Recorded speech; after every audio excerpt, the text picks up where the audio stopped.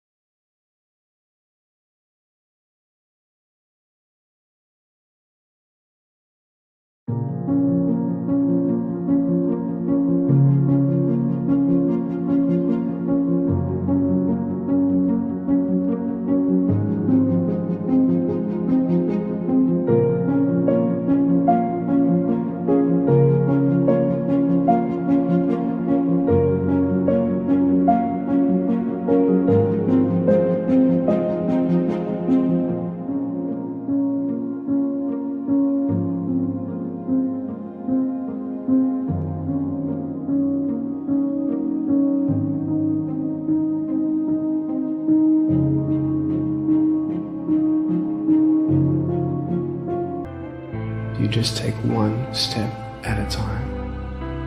It's hard, but it's worth fighting. It's worth believing. It's worth mustering yourself up, standing up inside yourself. It's worth fighting relentlessly, never giving up.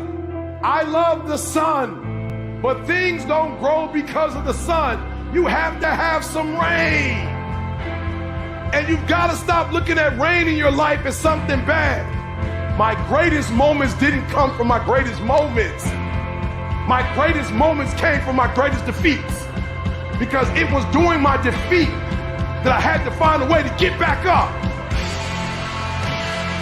You thought for 1 minute that you broke me. You got me twisted. I am not phenomenally skilled, but phenomenally willed. I will not give up. I will not surrender. I will not quit. Don't stop. Don't stop. Don't stop running towards your dream. Stay encouraged. Stay encouraged. Keep your head up. Stick your chest out. Continue to walk with pride and know if it was easy, everybody would do it.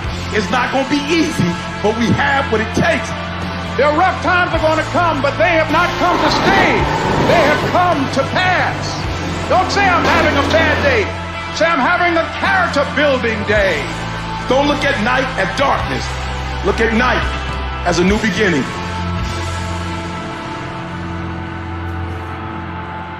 Can you say thank you?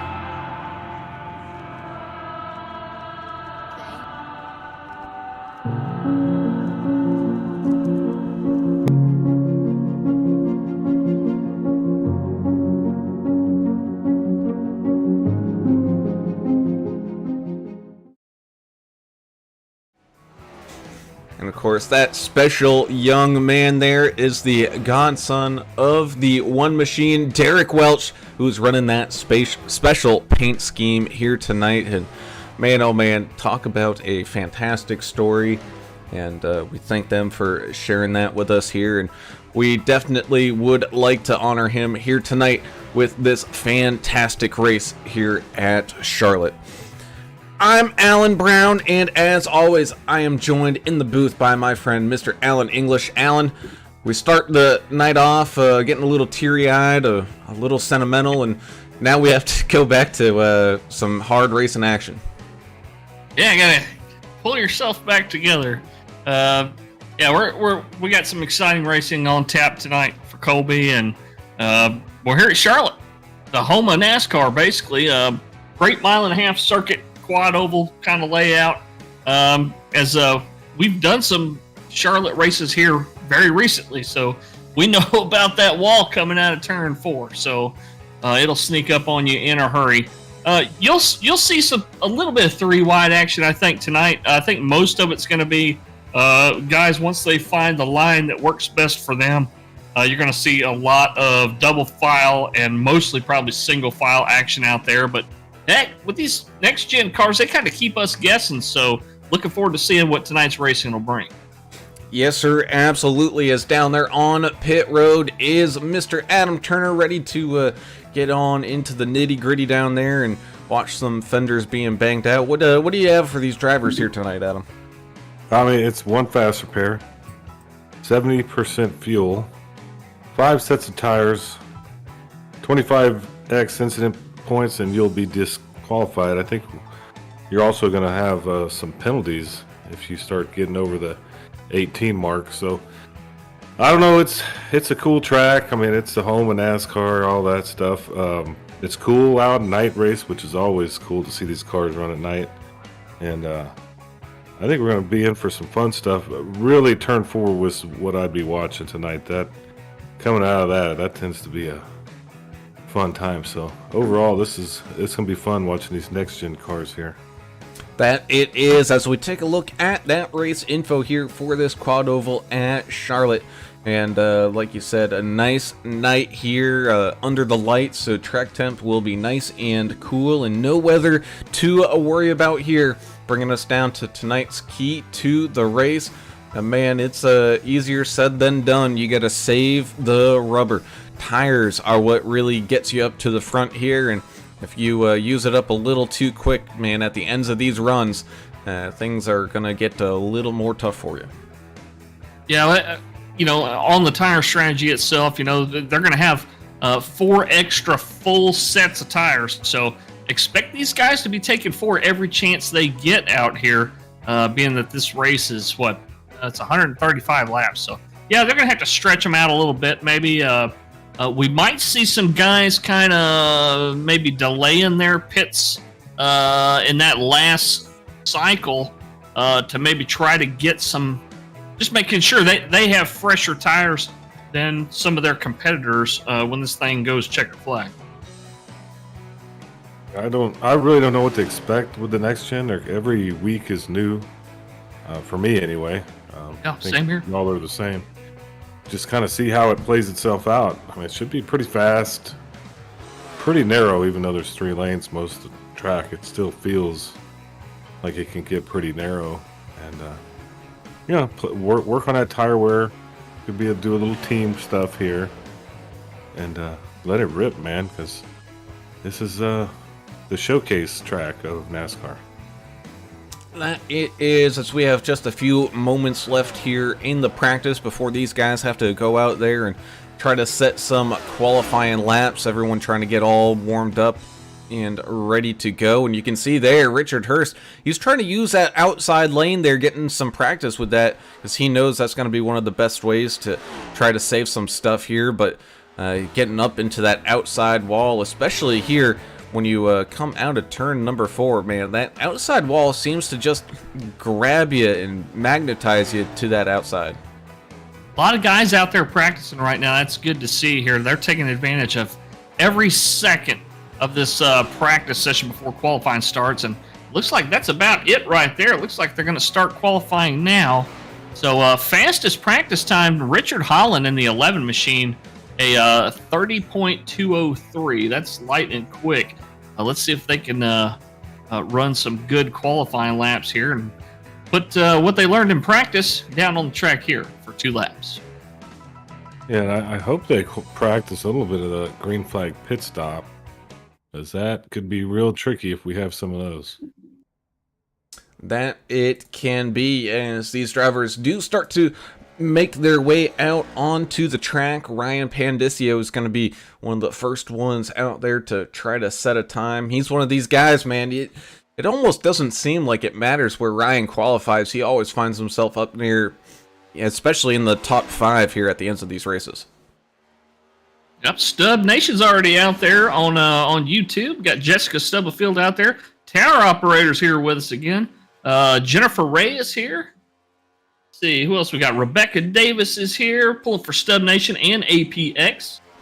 John Buckley's here, pulling for Gavin Ray out there. Albert Anderson, America's Driver, joining us as a spectator tonight. Saying it's good to see Stub Nation in the house. Great seeing you guys here. And Albert's looking forward to a good race out here tonight as well. Yeah, it's one of the nights we don't see him race himself. So glad he's joining us. This is night off. Well, he's definitely on here supporting the NTRL guys. Yeah. Sure, cool. appreciate all of our viewers, that's for sure. You're looking like a pretty stacked field right now. Got some late entries. You know, people getting home from work and whatnot. Oh, yeah. Not always easy. Well, we got 26, 27 drivers. Should be a perfectly sized field here for Num Thumbs Racing League. I think this is the Davidson Builders 200, is it not? So we're doing 200 miles tonight. 200 miles at this 1.5 mile racetrack. Seeing these guys come on out and join us here. We got some driver cams as well, like the 48 of Zeth Hawley trading his colors in for some pink and black, doing the whole supporting the breast cancer awareness, which is always good to see out here.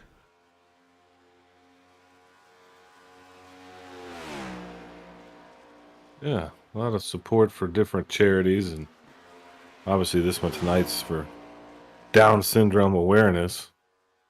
But it's also, I think it's Cancer Awareness Month, I believe October.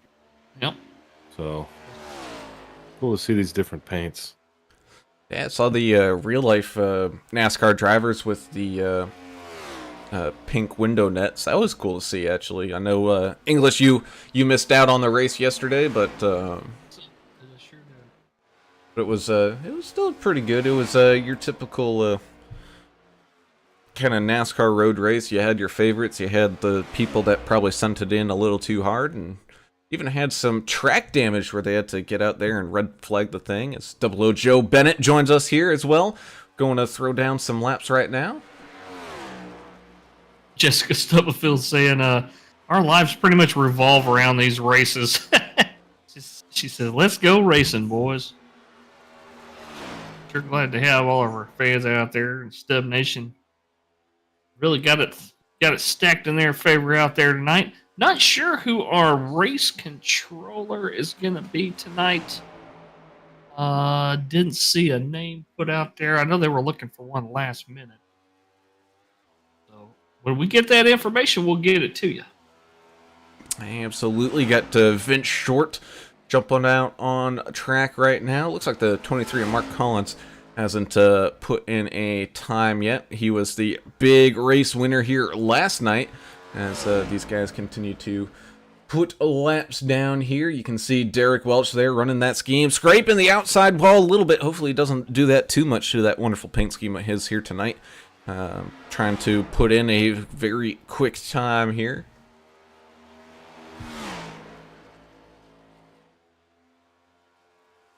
Yeah, there's a couple out there. Ferdiani is out there right now. And it's Camaro, 33. So he's finishing up.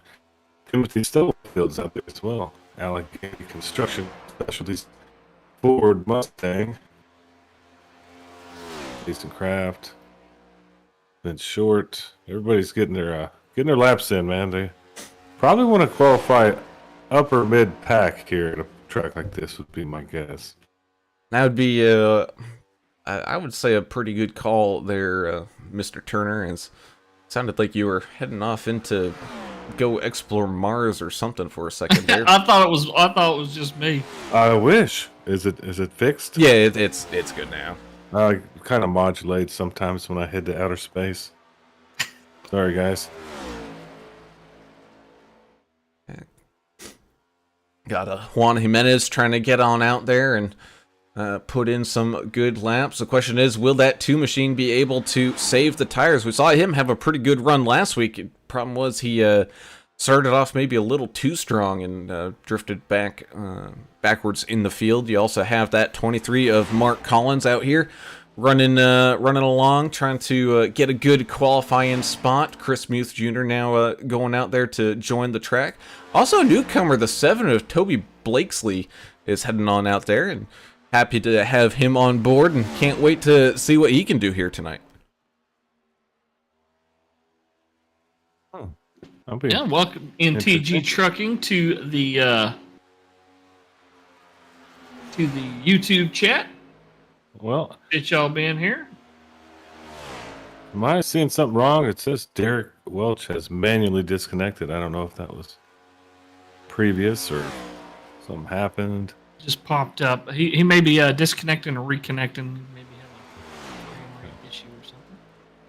Yeah. That's the first thing you do. You turn it off and you turn it back on, right? Isn't that what the cable? Well, that's what company they tells got. you to do? Whether they'll always tell you that when you call the IT guy or wherever you work, and you just want to slap him in the face through the phone.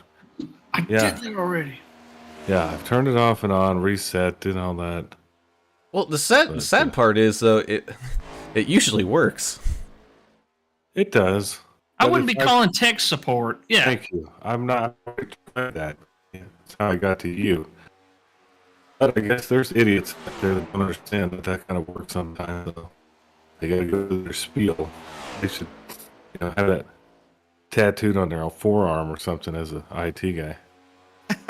so annoyed with that. But anyway, hopefully Derek jumps back in here when it looks like he's connecting. Yep, there he Probably is. just got that connection, perfectly synced up is what I'd guess. And Dana Shepard in that 44 now out there putting in some laps, trying to jump up that leaderboard, which is currently being held by that Richard Holland machine. Mark Collins not too far behind, and then Dave Hoytsma up there as well, as Shepard jumps up into 6th as he officially gets his times in. Got a few more people that haven't put in a time quite yet. Tom Barish, Cody Williams, and Peyton Aldridge all either not going to qualify or are just waiting to sit there in the back, which, hey, you never know. Charlotte's also one of those tracks, man, especially at the starts and restarts. If we see any cautions here tonight, it's a pretty safe place to be because of how fast Charlotte races. I mean, if something happens way up at the front, man, it can pile up everybody pretty quick. Yeah, there's just not much room when there's a bigger incident, so. Well, There's not a whole ton of runoff area like on the backstretch either. So when these guys come out of turn number 2, if they're having an issue and getting sideways or something and start heading down towards that inside wall, there's not as much runoff room as there is at, say, Talladega. And that indeed. Of course, we mentioned it earlier. Tonight's race being brought to you by Davidson Builders. Go and check them out on their website or on their Facebook page, and go see what they're all about in that northern New Jersey area, doing some remodels and special custom builds and all that, because they do a fantastic job. So if you're in that area, be sure to look them up and get your house looking all fancy and all that. We also have DEP Graphics on board all season long. The premier paint creators, I believe they created that special paint scheme there for Derek Welsh, doing an absolute fantastic job. Same thing with ButtKicker. Make your sim experience just that much more real. Get yourself a ButtKicker kind of rumble pack and add it to your seat to feel every dip and bump in that racing surface here as well as Adminboxx, the admin button box solution here for these racers tonight, as qualifying is just finishing up, and we do have more sponsors to talk about, but we'll talk about them here just a little later on, as it looks like we're starting to get ready to grid on up and get this one started. So let us go through and tell everyone where their favorite driver is starting here tonight. And that starts us off with that 11 machine of Richard Holland up on pole position. You have the 23 of Mark Collins picking up that big win last night. Gonna start up there in second. The 97 of Dave Hoytsma is gonna start in third, with the 663 of Ryan Pandicio. He's not panicking at the disco here tonight. He's going to start up there in fourth. Fifth, we have that one machine of Derek Welsh, with the 44 of Dana Shepard starting on his outside. 22 of Eric Thornton going to be starting right behind them, with the 76 of Richard Hurst behind them in eighth. In ninth, we have the 27 of Gavin Ray, with the 64 of Joe Hoggard rounding out tonight's starting top 10. Row number 6 is going to be the 48 of Zeth Hawley racing in VR tonight on the inside row. The outside is going to be the 15 of Vincent Short. Kevin Delia in the 43 and Toby Blakesley in the 7 will make up row number 7. Row number 8 is going to be the 3 of Chris Muth Jr. and the 72 of Carson Conway. Row number 8 is going to be Jason Kraft in the 99, and crowd favorite Stub Nation out there representing tonight, the 79 of Timothy Stubblefield starting in 18th, and rounded out your top 20, the 2 of Juan Jimenez and the 00 of Joe Bennett. Yeah, 21st position be 33 Paul Ferdiani, 999 Corey Sibley 22nd, 67 of Nathan Stanley will start this thing 23rd, 14 Cody Williams will be starting 24th. Looks like we got Peyton Aldridge 25th and 55 of Tom Barish 26th. Full field here tonight as these drivers make their way behind the pace car here, getting ready to get up and running. Doesn't look like there is a race controller here tonight, so I believe that's going to fall down onto the league admins, and hopefully they've got that button box all pre-programmed, because this race is going to be interesting. We saw flag-to-flag racing at Talladega last night in those Xfinity cars.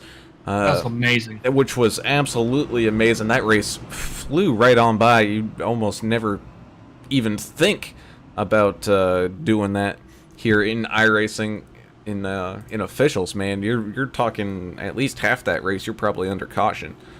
But here tonight with these next-gen cars, we're just going to have to wait and see how these guys handle this racetrack here tonight as they make one more lap before getting going here. Yeah, I want to thank Papa Joe Bennett out there, pulling for 00 Joe, saying what up, everybody. TG truck and saying, of course, the number 1 of Derek Welch is some kind of bogus. Got a great paint out there tonight, that one machine. I love that blippy one-off paint with Colby on the back fender there.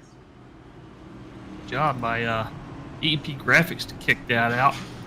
Amazing work. Yeah, it's pretty cool, and I'm sure he probably gets a kick out of seeing stuff on the car. Hopefully he gets to see that. Pretty awesome, man. Number 1 machine really represent tonight. And we'll see. I think this is more his style. He likes these racetracks, mile and a half. So we'll see how he runs tonight. Yep, and he's in with some pretty good competition here as the field makes its way on down for getting ready to take to the green flag here, exiting turn number 4, which means that pace car is going to peel right there on off. And here we go with the green flag ready. The fans are ready. The light bulbs are flashing. Away we go here from Charlotte. Green flag racing for the first time here tonight. They're going to send it 2 wide, side by side. Little bit of a checkup there in the middle of the field as they head on down into turns 1 and 2.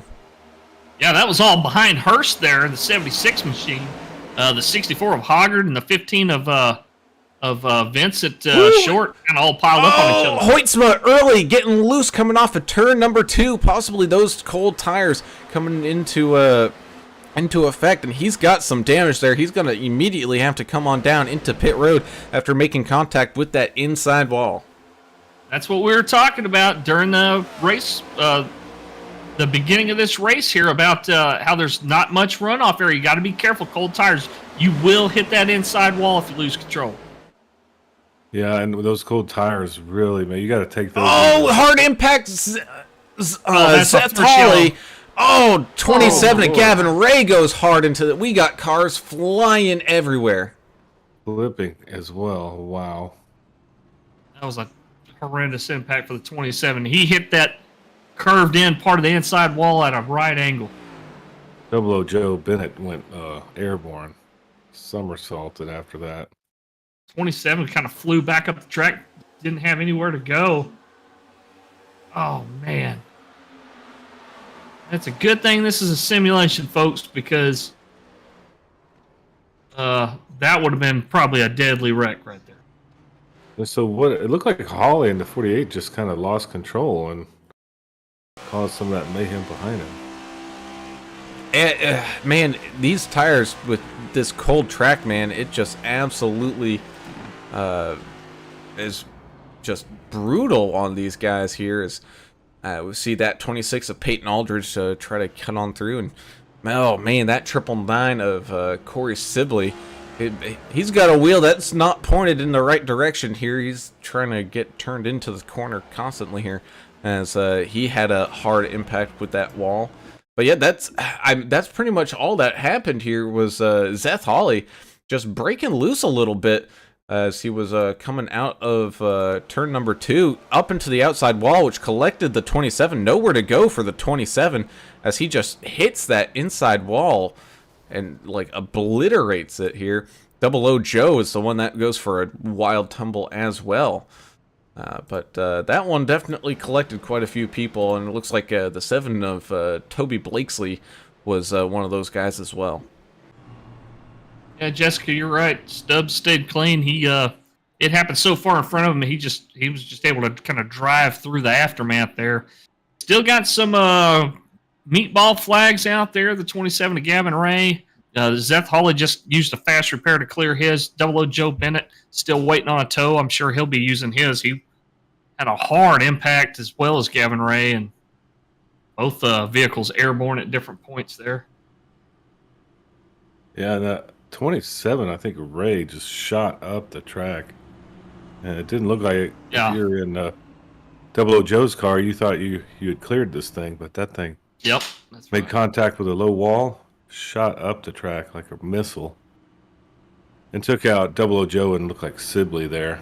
So yeah, Sibley's got heavy wheel damage. He was running around the track with his right front tire just sideways like a broken ball joint or tie rod end or something.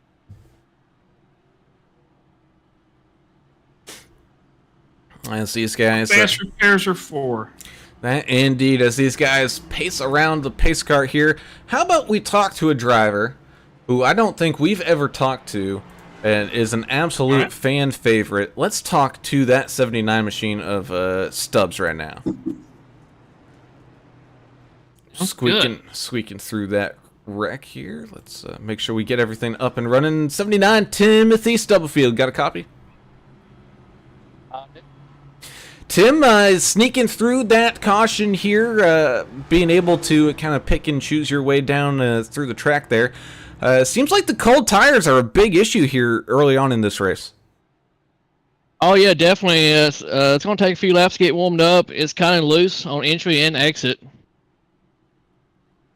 Well, Stubbs, I'm still sore about the LSU-Tennessee game, but we'll be pulling for you out there tonight in that 79. You got any shout-outs or anything before we let you go back to racing? Now, I want to say thank you to my family and friends that's come out every night, support me on this, and support everybody else, and everybody that puts this together, y'all and everything. Awesome. Well, we appreciate it, Stubbs. Go on out there, keep it clean, and hopefully we'll see you at the end of this one. Thank you. Go Vols. He had to throw that. Oh, no. Yeah. My soul hurts. Oh, it wasn't that bad. Your team isn't that good this year. I They didn't have their moment. Look at them. You got to finally talk to the fam out there. Hopefully we won't get any complaints about not seeing him enough tonight. We'll have to focus on him a little bit more, see what he's doing. As the 11 of Richard Holland is going to try to get this one started here in just a few. Got the 23 Collins still on up there. Same thing with Ryan Pandicio and Derek Welsh. We saw these guys getting a little loose here, so I think we seen some people understand what the cold tires are really going to do here, and we might see people maybe take it a little bit easier on this restart. Yeah, these guys getting ready to go here. 23 with a great Down syndrome awareness paint also. Just kind of looking through the field. I see a couple of them out there tonight. So great job by this league of highlighting this issue and making that the theme of tonight's race. Great job by NTRL. Yeah, well, the next great job they need to do is take care of these tires in the first 5 laps. Let's warm them up, boys, and then let them rip afterwards. As the field makes its way on down into turns 3 and 4, they're going to watch that pace car dive on down there into pit road. And here we go, getting all revved up and ready to rumble here once again. Green flag is waving again. Side by side they go down and across the line. Man, it's just, we got people ready and antsy, ready to go. And just having to check up there just a little bit as the 23, Mark Collins, he's trying to keep up there with that 11. And now the 663 who was able to sneak his way on through up there at the front. As we got some slice it and dicing going on here in the mid-pack. Yeah, we got 3 wide back here. Short was on the bottom there. Who was it? Dana Shepard looked like he was just a little bit slower on the outside lane, causing himself and the 3 and the 15 to go 3 wide there. We didn't talk about it, but Zeth Hawley did claim responsibility for that accident on the radio. That's the reason he got an EOL and started in the back on the restart. Yes. Yeah, well, Short and looks like Mute are really kind of going after that play spot. Short's making a run on the inside here. You may want to disconnect and reconnect on the channel. It might clear up your... I didn't know I was having issues. Give me a It second. sounded robotic again. I'm just letting you know, buddy. Let's see here. Richard Hurst hanging on right there, 8th place. He's hanging right with the 43 machine of Kevin Delia right in front of him. Joe Hoggard, who's done really well this year, is moving on up through the field. He's currently sitting 6th place. He's up 4 spots. They're our biggest mover so far. It's like Juan Jimenez in the 2 machine. No, I would correct you there, Mr. Cody English. Williams. Yeah, Cody Williams. Even at that, you have someone charging up here through the field. The 55 of Tom Barish. He's up 1 more than Cody Williams there, slowly inching his way on forward here tonight. He's got a challenger here with that 72 of Carson Conway coming up on his inside right now. Battling for some of these spots up here in the top 20 as Eric Thornton in that 22 machine, he's starting to make up some ground here once when these tires got all warmed up. He sets the fastest lap of the race thus far as these guys make their way on around into turns 1 and 2 and down this long back straightaway. Great catch there. Yeah, Tom Barish, he started in the back, did not qualify. He practiced, but he did not qualify. He kind of used the Adam Turner Allen English School of Thought on a super speedway, which is just hang out in the back for the first part of the race, let some guys wreck each other out, then start making some moves.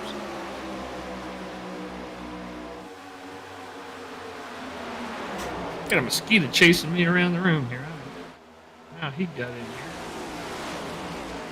Yes, they're side by side. Ooh, getting snug up there in turn number 2. And again, that's what we're saying. You know, these guys are really liking running that outside line here, kind of in these, in especially 1 and 2, trying to save the tires as much as they can. Problem is, you run out of room very quickly against that wall. Is the 43 machine of Kevin Delia trying to make a move here, sneaking past the 1 machine on the low side right now.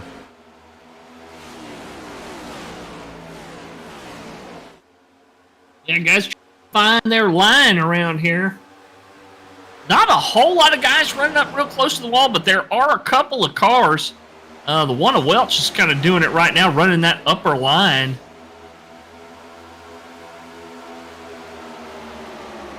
I like to try to use every bit of the width on this racetrack when I'm racing here. If there's nobody above me or below me, you can bet that I'm going to be using every bit of the racetrack from the wall down to the line and letting it slide up the track. You just got to be careful of doing that, man. That tire wear on that right front will kill you. Yeah, and you know, we've seen, like especially that one of Welch and a few others, I think they've come to realize, man, these cars really actually like kind of running that middle lane here in the corners, not dropping on down too low like the 11 is doing here. He's dropping all the way down to that blue apron line just about. But we've seen them kind of run in that like a middle groove that you'll see, and really pick up some good laps, especially when these tires start wearing out. You didn't have to tell me to take my Federal 15. I took it. How's that audio? Sounds good right now, bud. Hopefully it'll stay that way. You know how computers are, though. Yeah, the gremlins in them. It's a little slow over here tonight. I'm not feeling the good computer vibe right now. Ooh, near contact between the 23 and the 43. It's Mark Collins and Kevin Delia. They get some pretty tight racing here for about, what here, 5th place here? 4th and 5th place? Yeah, Derek Welch is right there behind him, looks like. And Delia winning that spot for right now as the field continues to try to put laps down here at Charlotte Motor Speedway. Richard Holland doing a great job at breaking out to a pretty good lead right now. Excuse me, just under 3/4 of a second over that 663 of Ryan Pandicio, and they've got a fight going on behind him here. You got that 64 Joe Hoggard, who's trying to continue his climb up here through this field, getting past that 22 of Eric Thornton. So we got a pretty good battle going on here for 2nd, 3rd, and 4th, as we still have a battle going around here. 15 of Vince Short having a pretty good bout with that 23 of Collins. They were able to figure things out. Chris Muth Jr. and Juan Jimenez now going side by side.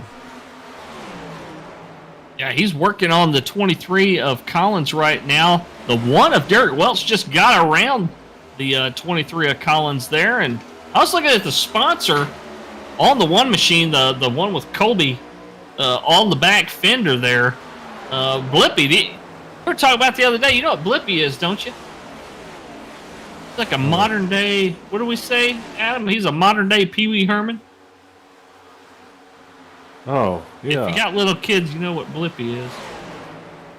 Kids show. Ooh, boy, that was tight. Richard Hurst definitely feeling the tires. Oh, no, here goes the 99. Jason Kraft as well, getting a little loose. Coming off of turn number 4, wow. Gets into that 3 machine. As the 76, man, I thought he and Chris Muth Jr., they were going to get into a little bit of something there. And thankfully, just able to keep it off of each other.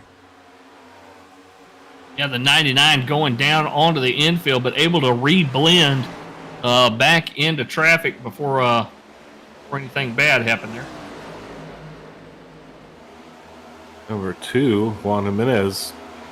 Looks like he's driving it like he stole the thing. moving up a couple spots here. 11 to be totally honest with you, but he's moving quick. As Hoggard and Thornton continue their fight up here for that third spot right now. Hoggard holding on to it, running that kind of middle to high line here with the 22 continuing to drop on down, use that low line, which, I mean, shortest way around the track is usually the fastest here, as the 44 Dana Shepard getting worked on here by the 14 of Cody Williams. Yeah, a little bit of contact between those two cars as they were running side by side there. They're trying to use every bit of the track they can as well. Well, that quad oval is something, though. That sneaks up on you, too. Meanwhile, while those two Camaros are fighting, the 99's trying to hold his ground there. It's Jason Kraft running in that Toyota. Telling you, Juan Jimenez is on. He's charging. He's getting pinched a little bit by Derek Welch at the moment, but he is moving fast. Ooh. Little side-by-side door action there. You pinch a car down. Oh, we're 3 wide here. The 3, the 14, and the 15 once again. Oh man, that was close. The 15 kind of went up the track a little bit, but the 14 and the 3 kind of worked out who was going to be where there. Golly, that was a close one. And here comes the 44 and that 99 coming on up behind these guys in a hurry here. So this field really getting all gathered back up together. These tires now up to temp, and I think actually we're starting to maybe see a little bit of some tire wear starting to kind of show up. Here's the 43 of Delia catches on up to that 1 and 2 machine of Welch and Jimenez, trying to jump up there into that fight for a top 5. Cody Williams continues his charge towards the front, up 15 spots. He's now in the top 10, sitting in P9. Yeah, this is really that was the best battle so far. In the current situation is Juan Jimenez looks like he does pass Derek Welch there. Keep moving on up that track. Talking about our race sponsor earlier, the Davidson Builders 200 here at Charlotte. Davidson Builders, I was looking at their site. You know, they use nothing but the highest quality building materials and faucets and fixtures, and it's one of those companies that really takes a lot of pride in what they do. You get what you pay for when it comes to picking a home contractor, remodeler, and these guys, they really do a great job. Just look at their gallery, read the reviews, man. It's worth hiring somebody that knows what they're doing. And Davidson Builders, www.davidson-builders.com. Go check those guys out.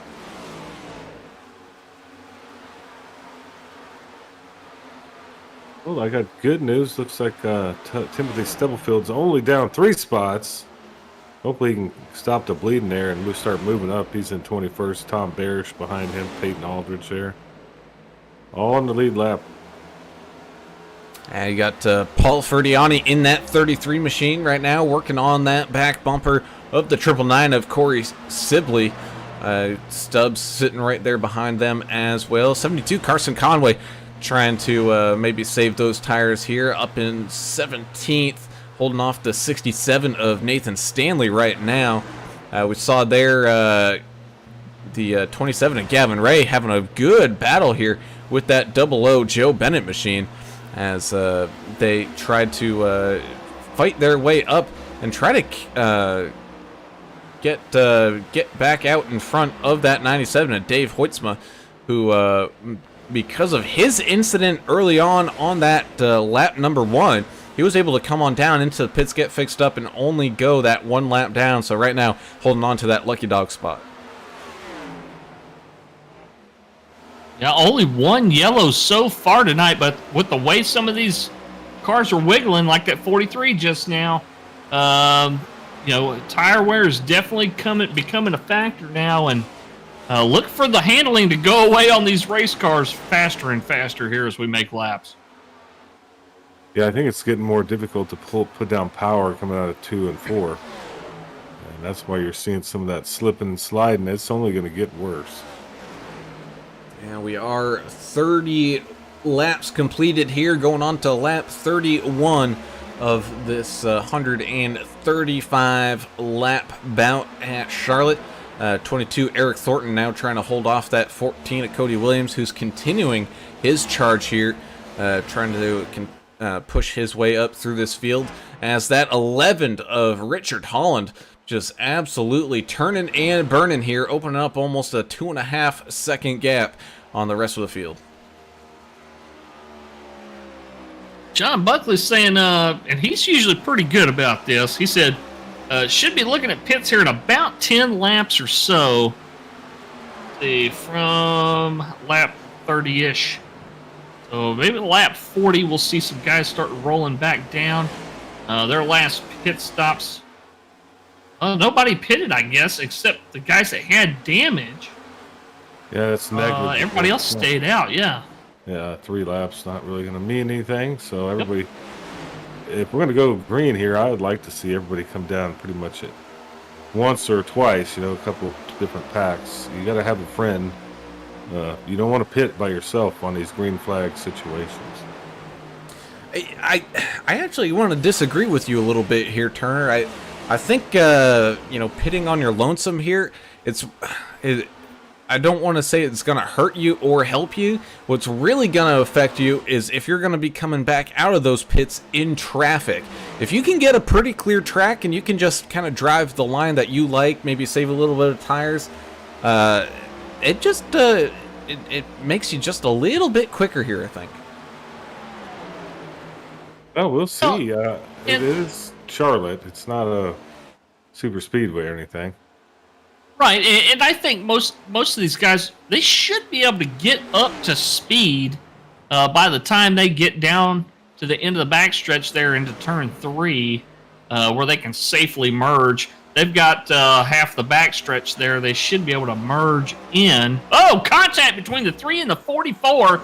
Yellow flag is out as the 44 got nosed into the wall with the 30 with the 3 machine of Chris Muth. Looks like he might have had a bumper to him there.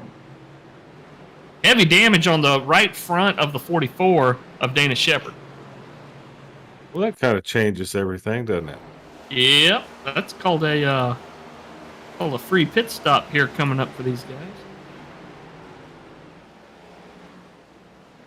guys. Go and take a look back here. Oh, just the 44 getting pinned up against that 33 here. Let's go ahead and go to our fancy schmancy chopper cam.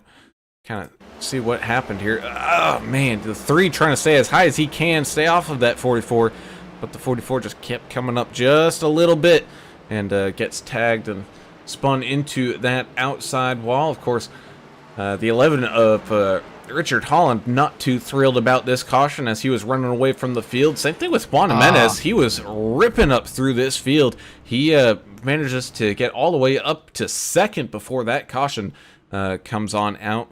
But this is pretty much going to reset everybody, get everybody on a new set of tires, full tank of fuel, and we'll be back out here ready to rumble. Yeah, I don't like to say, hey, this was this guy's fault, this was that guy's fault, but it looked to me like the 44 just kind of ran the 3 out of room. The 3 couldn't go all the way scraping the wall, so he kind of held his ground with his car a foot off the wall there, and 44 just kind of kept coming up on him. See what they decide here on the EOL situation. They're just trying to occupy the same piece of property there. Yep, that's all it is. We've all done that before. I did Pocono one time. I don't know if you know that story, Adam. Oh no, we got somebody missing his pit box there. 44 Dana Shepard not realizing where he was as he's going to have to come back down and around. Richard Holland wins the race off of pit road there as the 2 of Juan Jimenez and Ryan Pendicio have a pretty good race coming off, followed by Cody Williams, Eric Thornton, Joe Hoggard, Zeth Hawley, Derek Welch, Chris Muse Jr. all coming on down and in and getting some stuff done to their vehicles here. we did see, sorry, who was it? Trying to find that name. The 97 Dave Hoytsma did get that lucky dog wave around here, so he's going to get his lap back. So now that fight between 00 Joe Bennett and the 27 and Gavin Ray is going to be even more interesting to watch here, as they're going to make their way on down into the pits now. As looks like someone may be faking their pit entry there. Albert Anderson joining us over there saying, keep digging, NTR drivers. I lost all concentration when I heard the word Pocono. Yeah, it's kind I don't know of like if I ever told you that story. Yeah, I never heard of something like that where your teammate crashes you in the tunnel turn because he's not using his brain. That type of stuff does happen in iRacing. Well, while we have a second here under caution, let's talk about some of our other great sponsors, like Sim Gear Central. Go and check them out. They've got button boxes that have all the switches, knobs, dials, everything you can kind of think of that you could use for your racing sim and other sims as well. So be sure to go over there at simgearcentral.com. Their website's still kind of under the work, so be a little patient with it. But if you go to order, make sure you mention that you heard about them over at None Thumbs Racing and AAA Broadcasting. They'll get you 10% off over there, so definitely go do that. TrekDogsRacing.com, the proud merchandise supplier here for the Numb Thumbs Racing League. They got shirts, t-shirts, sweatshirts, mugs, hats, and everything in between. So be sure to go and order your NTRL gear from TrekDogsRacing.com. We actually have a couple shirts and stuff headed our way, so we can't wait to showcase that for y'all. As well as Trek Bar Media coming on board here this season. Go ahead and go check them out, as they got some fantastic video and video edits of real life and sim racing.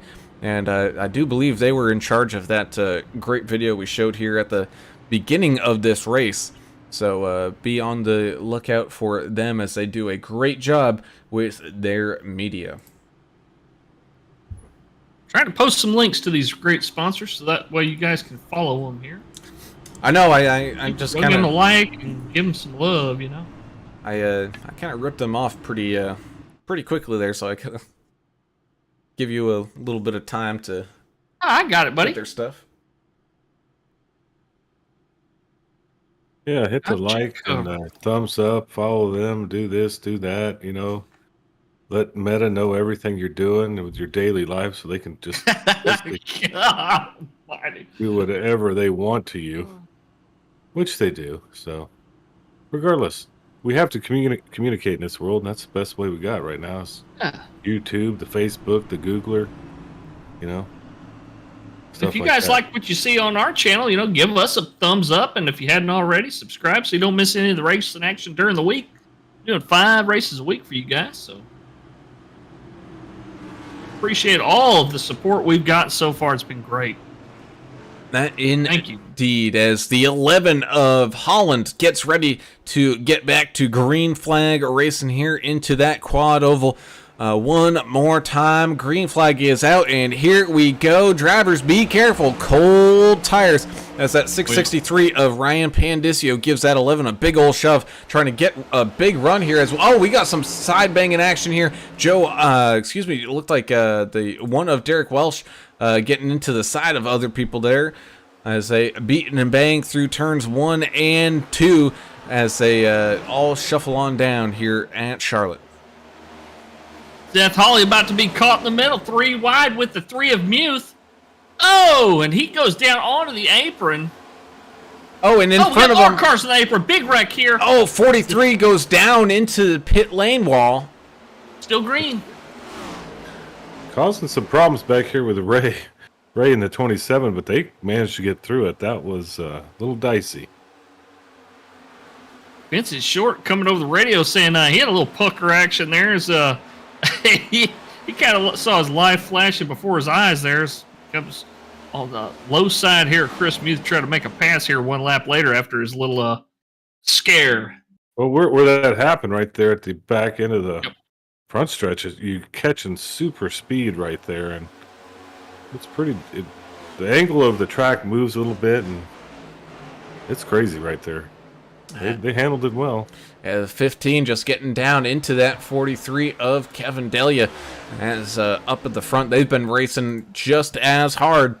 Still got that 22, Eric Thornton, trying to run down that 2 of Juan Jimenez here. Trying to get back up there onto one of these podium spots. And then you kind of got a little secondary group here. Got Derek Welsh leading 14 of Cody Williams right now. As Vince Short's up here, as well as Hoggard. You got Chris Muth Jr. up in here. You got Jason Kraft, Richard Hurst, Carson Conway. All of these guys hungry and ready to keep fighting. Same thing with Stubbs. Stubbs is on up there, up in 13th right now. Yeah, Kevin. He's up. Go ahead. Kevin Delia asking for a black flag to be cleared. He did get spun down into pit lane, so he's trying to get his black flag cleared there. See if the admins are able to do it. They don't have a dedicated race control now, so it's really hard for these guys to race and admin at the same time. But you know what makes it easier to do that? One of the sponsors here at NTRL, Adminboxx. Adminboxx does make it possible for admins to also race. With just a push of a button or two, they can clear a black flag on somebody. You can also use it as a driver to tell the pit lane what tires you want changed and how much fuel you want, too. So it works great for both applications.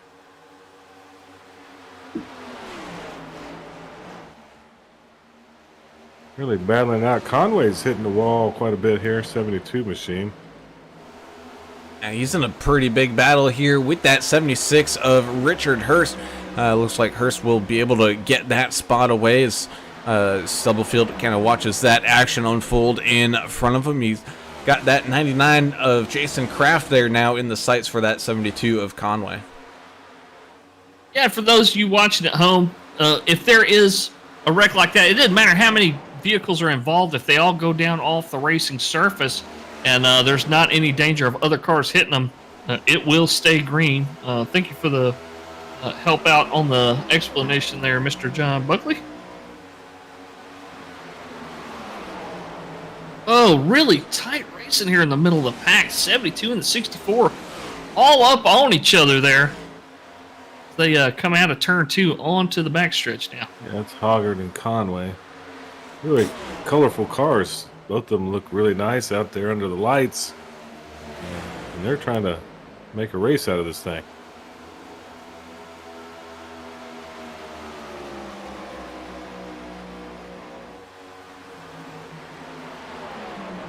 Side by side they go. Side by side they go as they continue to put laps down here. Looks like the 43 of Delia is going to rejoin the track a few laps down, so I don't know if his black flag was able to be cleared. You now got that 76 machine catching on up to that back bumper of the 99, Jason Kraft, and putting some pressure on him as the leaders of Pandicio Holland continue to drive away. Thornton and Jimenez haven't figured their battle out quite yet, still going at it. You got Vince Short catching on up to that back bumper of the one of Derek Welsh right now as well.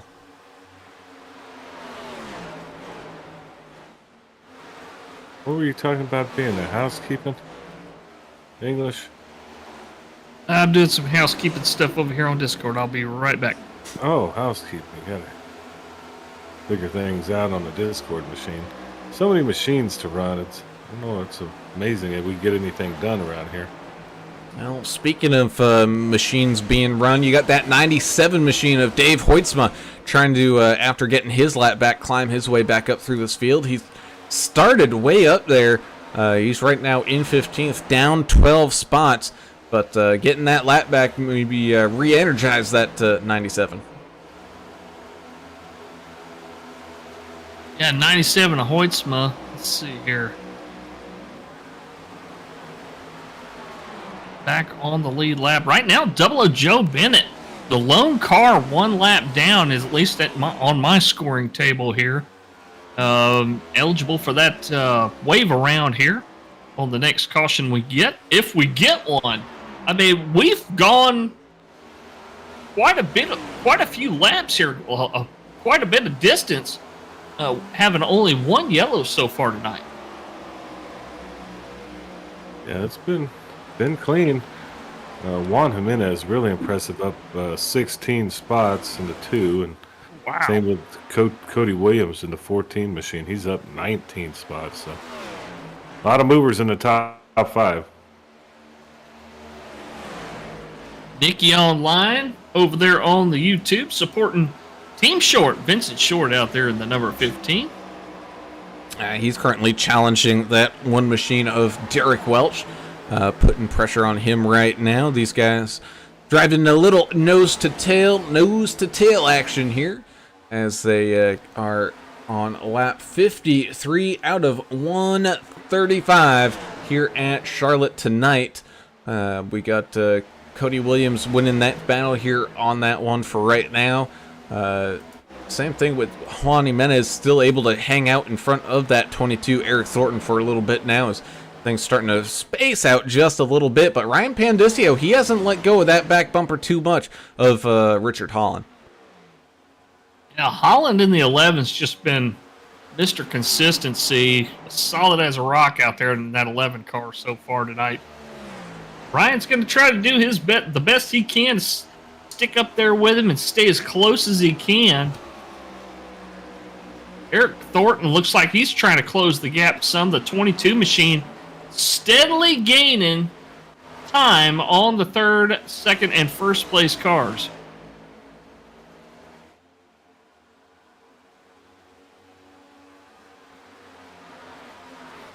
Kind of makes you wonder about the tires. You know, it kind of shows you who's really saving tires and who's kind of trying to get a little bit more performance out of them. Putting them to work out there, laying some extra rubber down. Yeah, you gotta meet in the middle with that tire wear. You don't want to burn them up too quick. Definitely a challenge at these tracks, these 1.5 miles. Becca Davis out there saying, "Let's go, Stubbs." I don't see another team, at least on Monday nights, that has as much support. The 79 of Stubblefield.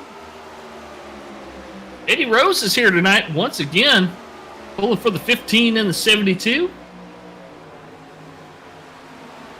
Man, CBM drivers. 72 Carson Conway right now in a fight with that 64 of Joe Hoggard. We saw Hoggard up there towards the front early on in this race. He's still hanging on, trying to get up back into that top 10. Making his way on right now, trying to catch on up to Richard Hurst and make up even more ground. Joe Bennett with a crazy quick move there. He dives below a couple of cars, and he's a man on a mission with those fresh tires, isn't he? He's got fresh tires. He's trying to gain laps back. He's in a little bit of trouble. Well, a couple laps down, looks like. Yeah, with his kind of off-cycle pit stop there, he ends up losing that lucky dog spot to the 27 of Gavin Ray, who's kind of all on his lonesome right now out there in 24th. Not too many people around him here, able to just kind of cruise around and put some solid laps in as Hoytsma continues his charge here up through this field, getting around that 79 of Stubbs. You've now got Ferdiani and Nathan Stanley going side by side right now. Oh, as we've got a car sideways, 64 across the track, and that's going to bring out the yellow. Oh, man, looks like the 67 and Nathan Stanley as well, trying to get down onto the brakes, gets up into that outside wall. He got into it with 00 Joe Bennett there. Joe Bennett was on much fresher tires. We saw the difference in performance there. 64 and the 00 getting together. With anger, I might say. They're pretty pissed off on the radio, both of them. Yeah, awesome. Let's try to get... As Grandpa used to say, it's better to be pissed off than pissed on. So, what you got there for us, Alan? Just watching the... 64 just gets loose coming out of turn number 2. And we saw that early on with the cold tires, but guess it's not necessarily just the cold tires as he goes for that wild ride. And then right after that, we saw the, oops, just click there, the 67. He was trying to avoid some of that stuff, and he got loose. Man, so even just a little correction like he was trying to do sent him up into that outside wall, and it's bringing out our third caution here tonight. Well, I understand the anger, but Joe Hoggard looks like he got loose on his own. Well, he came down in front of the double zero. Yeah. Double zero hit him. The original getting loose coming from high to low, that I don't know. There was just not room on the racetrack. I'd have to see more of it there. I'm not going to lay blame on that one, but I do like the arguing and the fighting. Hey, I like the intensity. And guess what, folks? That's going to get nothing but more intense as laps click on by. We're not even halfway done with this race yet. But under caution once again here. Guys are going to come on down, and a lot of guys getting tires and fuel. And that's just telling you how much the tire wear and everything is here tonight as these guys get stacked back up behind the pace car and continue the kind of cycle here right now.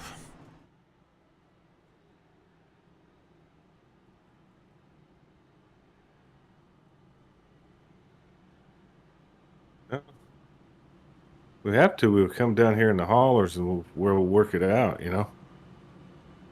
Oh, I can officiate. Well, while we got a second here, let's go ahead and talk to one of these drivers. Let's talk to that 72 machine of Carson Conway, part of that Hauler Boys racing team. Let's get him on up here. Carson, it's the guys up in the booth. Got a copy? Yeah, I got you. Well, things have been pretty good racing out there. A couple cautions here. Some of it due to just tires and how this car reacts around this track. How's the tire wear been acting for you guys, especially once when you've been getting some of these longer runs? It just depends on how hard you race somebody and whether you're running the bottom or the top. The bottom pretty much tears them up. Well, good luck tonight in that Track Bar Motorsports number 72 Ford Mustang. And watch out for those guys that got fresher tires. We just saw kind of an example of what those much fresher tires can do. So watch out for those differing pit strategies out there tonight. Yeah, I sure will. Thanks.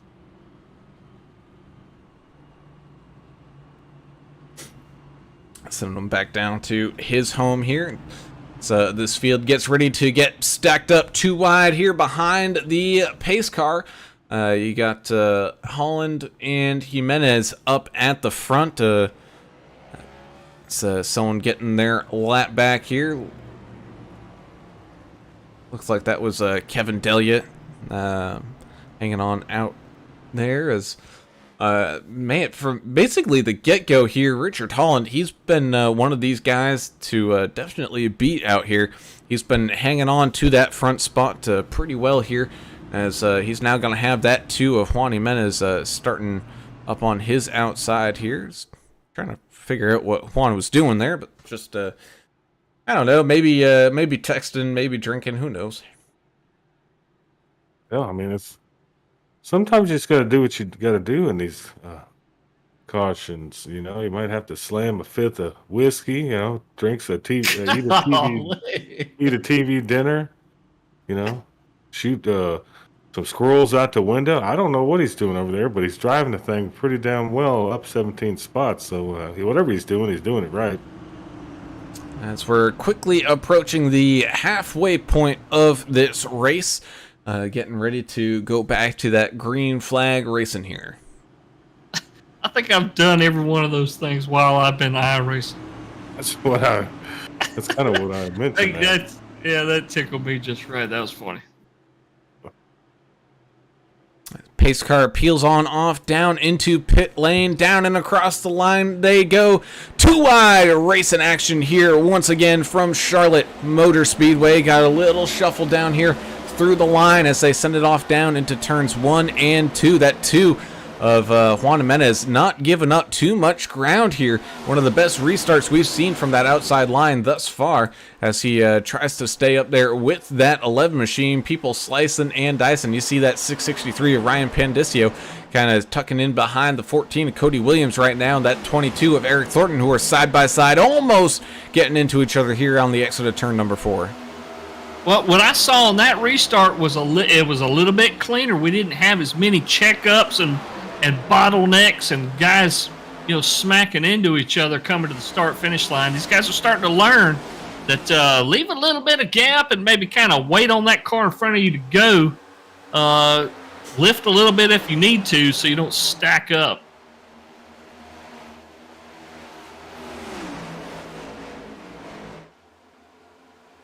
Still some hard side-by-side racing action going on. Ryan Pandisio was able to get back around that 14 machine. The 15 Vince Short's now going to try to do the same thing. You've got Richard Hurst and Toby Blakesley having a pretty good fight back here. Same thing with Corey Sibley as well as they go side by side here. Ooh, we're finally coming up close to halfway here. Boy, Richard Hurst is kind of up and down on the track here. Lost a couple spots, down to 15. Got a little side-by-side racing action after that stack-up. Yeah, he also had the 99 Jason Kraft there going through the grass a little bit in that kind of quad oval section, but he's able to rejoin the track, not losing too much time here. Jumping right up in behind that 7 machine. Still some great racing action going on up here at the front, though. Adam, you mentioned at the beginning of this deal, these guys only have one fast repair. So many cars have already used that up. They're going to be spending a lot of their time just trying to stay out of danger. So they don't end up stuck in the pits for 15 laps trying to manually hammer out car damage. Yeah, you got two, kind of thought processes. Let's say you've already burned it up, your fast repair. You're either going to be super conservative or you're just going to send it and hope for the best. These guys, once we start getting closer to the end of this thing, we're going to see a lot of that send it, I think, which will make for some real fun racing at the end. It'd be hard to do. There's so many cars on the lead lap. Only 3 cars out here out of the 26 are not on the lead lap. So, man, that'd really hurt extra bad if you did get involved in something here. It sends you way back in the points is what I'm trying to say. Yeah, you gotta stay out of it, but I mean, at some point you're gonna have to make a move. Yep. So, really, driver's choice, dealer's choice, right? Drive it how you want to. There will be consequences, though.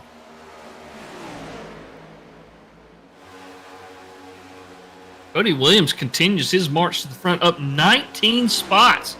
Currently sitting in the top 5. What a night for the 14.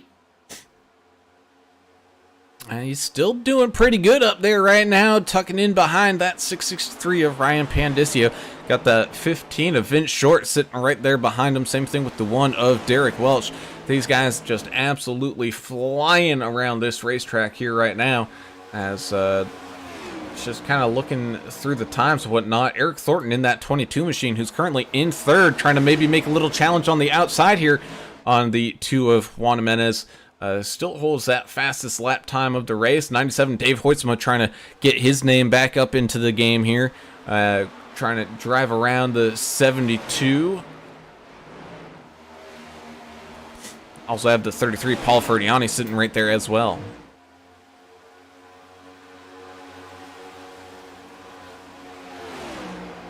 Yeah, really, just going after it still. It's pretty amazing. We only have all these drivers are pretty much on a lead lap still, which is really cool. Those couple of cautions kind of help stack everybody up, but yeah, I'm kind of surprised too. Usually at this point, this many laps in, especially on a mile and a half, I would expect to have at least 10 cars that are not on the lead lap. Not tonight, though. Sticking together pretty well. Pretty even competition across the field in this league. I love to see that.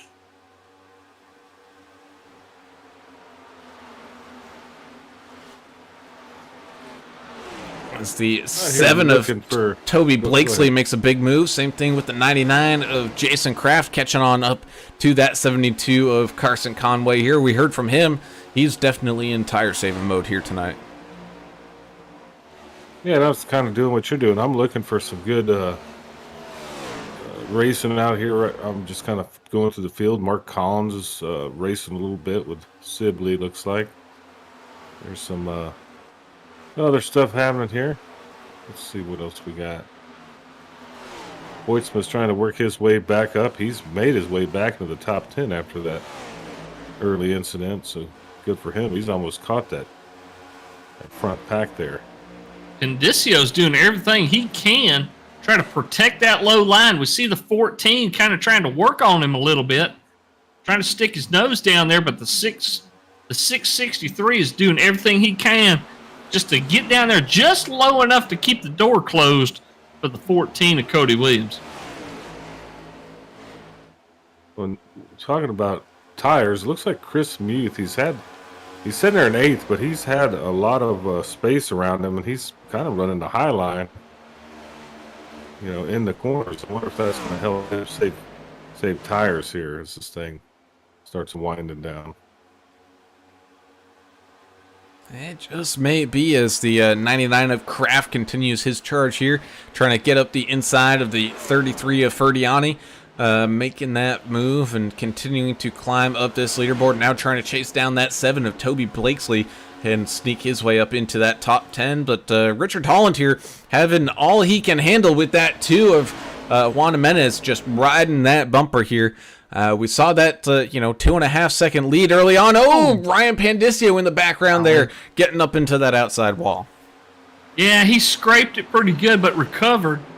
14 won't gain enough ground on him here to challenge for a pass just yet.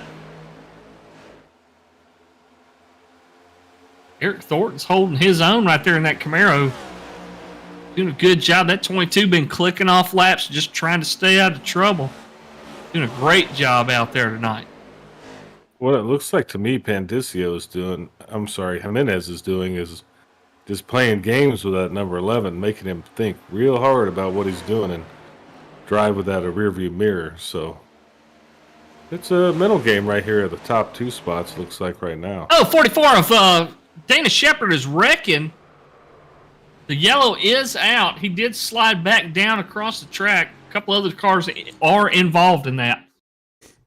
27 of Gavin Ray got hooked up in the hat. Oh, man, he already used his fast repair. 72 saying he thinks he's done. They tried to go 3 wide right there. Looks like 44, 72, and the 999. So. Oh, hard impact there for the 999. Same thing with the 72, the 44 as well, all drifting down. Oh, no. I think that was... trying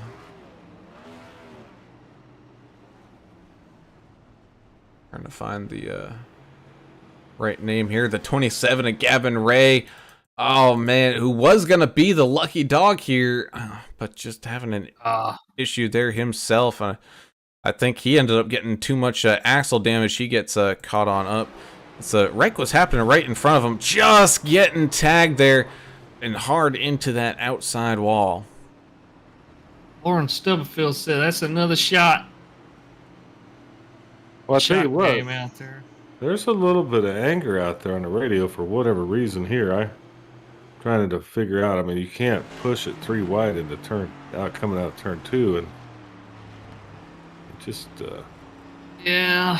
just happened. And the thing is that it's very emotional for these guys out there. They're wound up real tight, and the calling out of the drivers on the radio will get you a penalty. A couple of these guys probably have to serve a EOL or a pass through or something on next week's race. But I understand. I understand the frustration. You get a penalty for yelling at somebody on this one? If you do it on the all driver chat, I think they want guys to not be doing that, especially before you see the replay. Just Yeah, I mean, trying to do. I like the anger though. You're in the heat of the moment. It's hard. Hey, we get to hear it, Yeah, it's hard not to say something to somebody that you think wronged you in the heat of the moment. Now, I'm all for going back and looking at it. Later on is probably the best bet. But with heat of the moment, we let words fly, right? Unfortunately.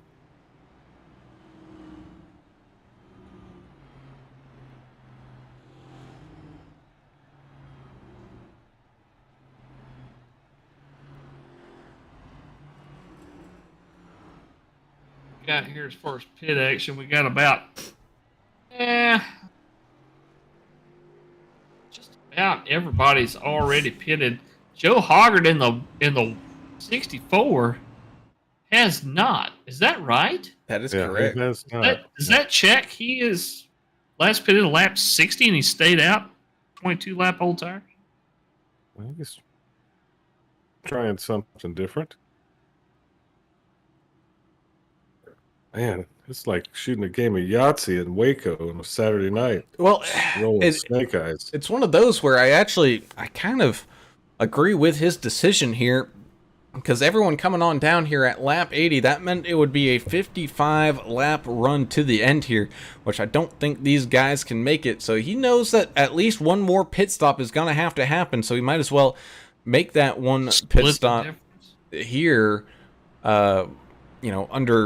under green flag. And yeah, he's going to have the older set, but I mean, even Juan Jimenez here, he did a fuel only stop, didn't take any tires or anything like that, like Richard Holland and quite a few people did here. So we're going to have some people with some of that older rubber starting up at the front.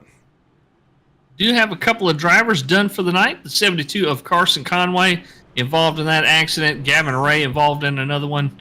Both drivers loading what's left of their cars back up on the hauler. They're going to turn it in and drive to the next track.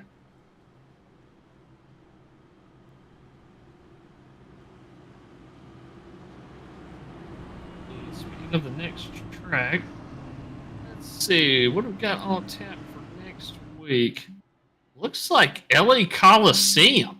They've got quite a drive across the country to LA Coliseum. That's going to be heat racing next week from LA. That ought to be interesting. That's a tiny, tiny track, football-shaped track. See if these guys in the next-gen cars, that was the first race ever raced with the real-life next-gen cars. No, they can do it. Let's see if these drivers possess the talent to have a clean race car at the end of that deal. Yeah, that's going to be an interesting one. We haven't done too much heat race, and I know kind of in our early on beginnings we had seen some, but man, that's going to be exciting to watch here next week as the pace car dives off down onto pit road. Joe Hoggard and Juan Jimenez lead this group down into the quad oval and get this thing back to green flag racing. Oh no, we already got people wrecking. Oh, come on, guys. Slow down there, bud. Oh, Hoytsma with severe damage there. He's going to have an issue. I think we just had a spin of the tires. I think that's pretty much what happened here. Let's kind of watch. Yeah, spun the tires. Ryan Pandisia. We normally don't see him make many mistakes, but he made a big one here as the field in front of him just a little too much power there getting ready as the 1, the 14, everybody gets all checked up here as they were trying to come come down across the line. Hoytsma getting some big damage here as well.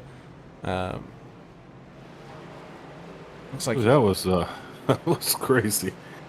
A lot of people caught up in that.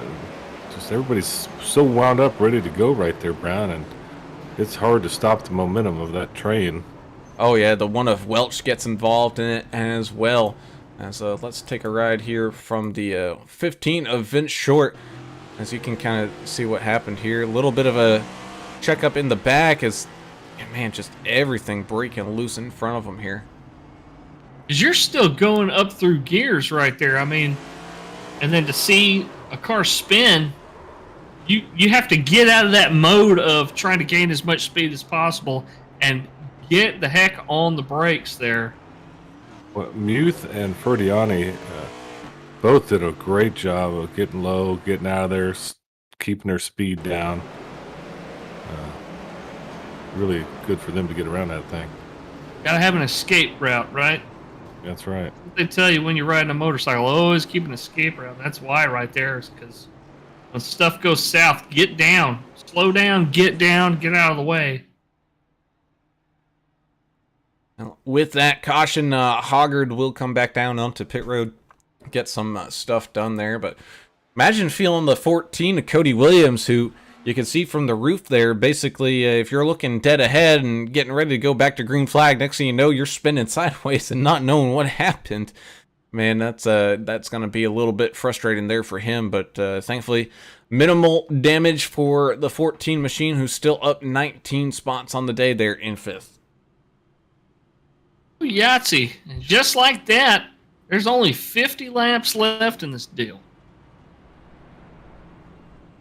Yeah, and there's some guys, look, Juan Jimenez up 18. Toby Blakesley, he's up 10. Cody Williams up 19. Chris Muth up 9. Ferdiani up 14. Nathan Stanley up 15. There's a lot of movement here. So they've kind of maneuvered this track well so far and avoided some of these bigger collisions.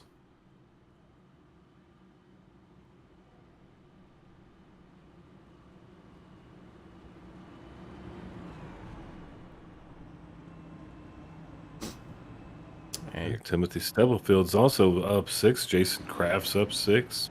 Peyton Aldridge, hadn't heard much from the 26 machine, up 10. So, yeah, just kind of taking his time. I don't think this is one of his better tracks. He's been kind of towards the tail end of this field for quite a bit, but he's been doing the work, just keeping that car clean and trying to make sure he continues to move on forward. And I mean, we've seen so many wrecks here with so many different people that everyone using it probably, one fast repair or so. They,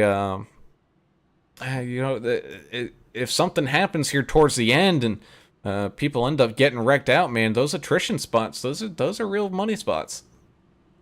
that's right. I mean, this is a points league. You're actually running for the championship here, so any spot you can make up, even if you're damaged, and take advantage of somebody else kind of losing, it's going to help you at the end of the year. So just stay with what you're doing, stay with the program, just try to make as many spots up as you can. It's going to be hard to catch these top 3 or 4 guys. Juan Jimenez, Eric Thornton, Richard Holland, pretty much class of the field all race. So just stick with it. Pandicio, hopefully he can get back in the mix of things after that terrible restart. But it happens out there. This is racing. It ain't easy. It's not easy.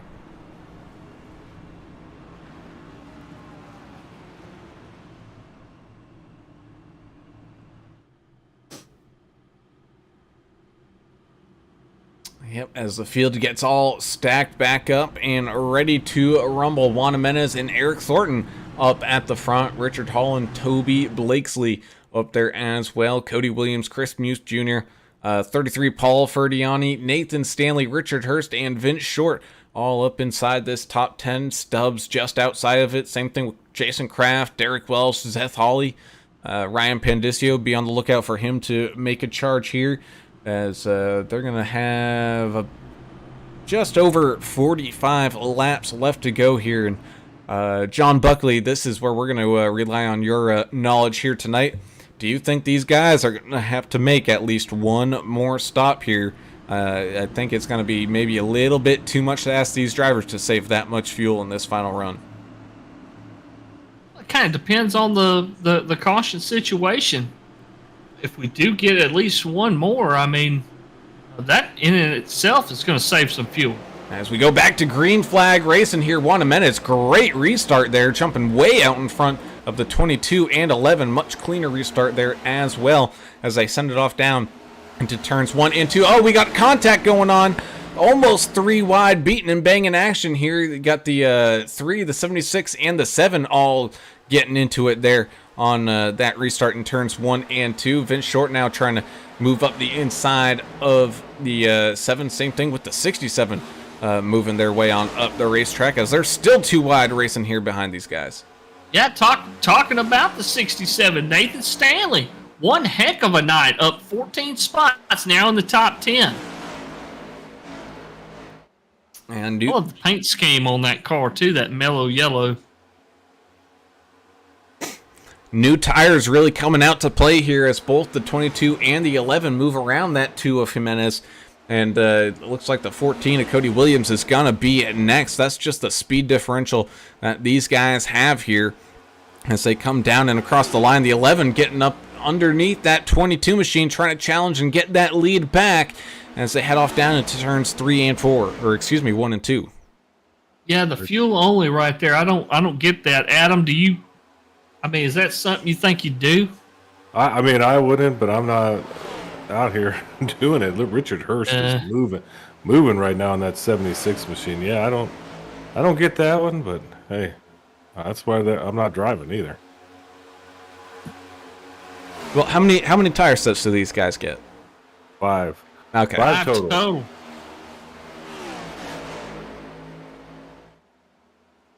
Richard Hurst moved his way all the way up to 4th there. Really good run. Passing some really good drivers. We'll see how long that can last. He's probably burning through some rubber pretty quickly right here. Well, we talked about tires being a part of the strategy here late. So some of these guys may be saving that extra set. Guys like, let's see, Joe Hoggard and the 2 machine, saving that extra set of tires. Some of these guys might be out already. I'm not sure how many sets Seth Hawley's taken, but he's pitted 5 times. Paul Ferdiani's pit 4 times. He's currently P5. Doing a great job. The Gambler in that 33 machine up 16 spots.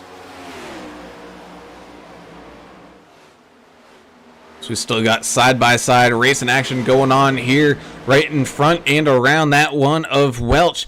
He's sitting right behind that 48 of Seth Hawley right now. Ryan Pandicio trying to climb up that leaderboard here again. The 99 Jason Kraft continuing to try to charge his way up through this top 10 right now as well. 64 Joe Hoggard trying to get his name back here into the mix, trying to find his way around some of this traffic as these guys can try to get up as many spots as they can here with the final 40 laps of this race. 40 laps to go. Y'all think we're done with the cautions, or? I mean, I don't think so, but I don't either. Especially how we're racing here. We're pretty bunched up right here all the way to 14. Nathan Stanley right here in front of him. Some real good racing. Delia, Hoggard.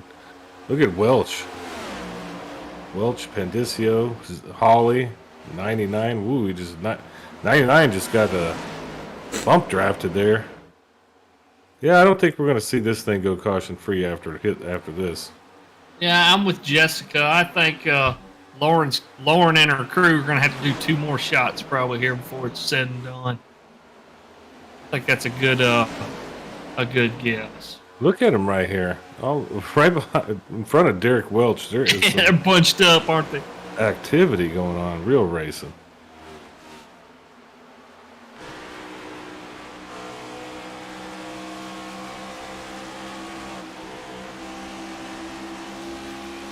Ooh, side by side, beating and banging action going on here in the middle part of this field. You also have